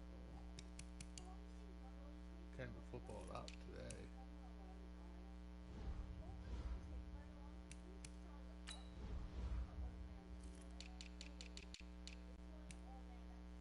There you go. Just so you can see how close he is.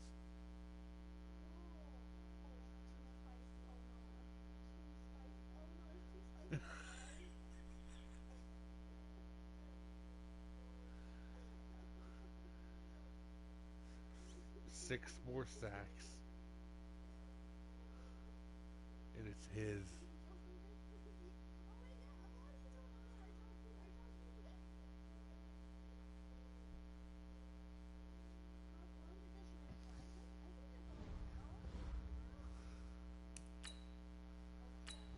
think DeMarcus Lawrence deserves to be MVP.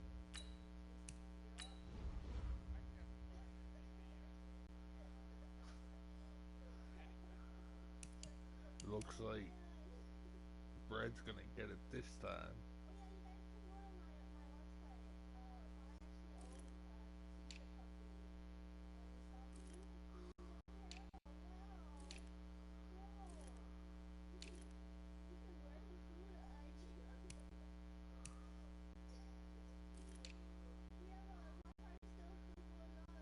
DeMarcus Lawrence is gonna win Defensive Player of the Year again.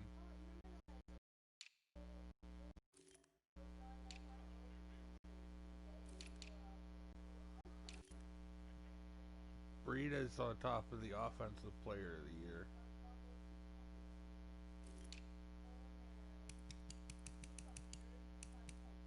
DeForest Buckner is 8th in Defensive Player of the Year.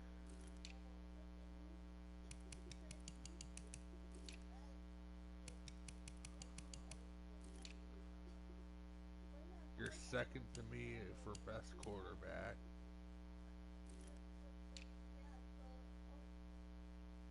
Breida is the best running back so far.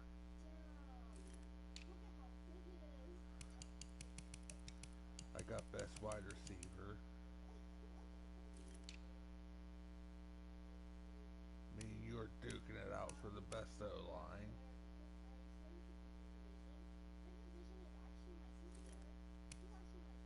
I just don't see DeCastro topping Zach Morton.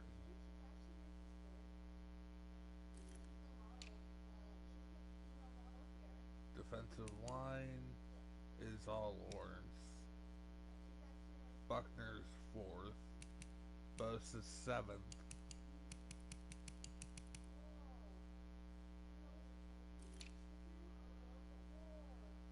Best linebacker, I am 3rd with Jalen.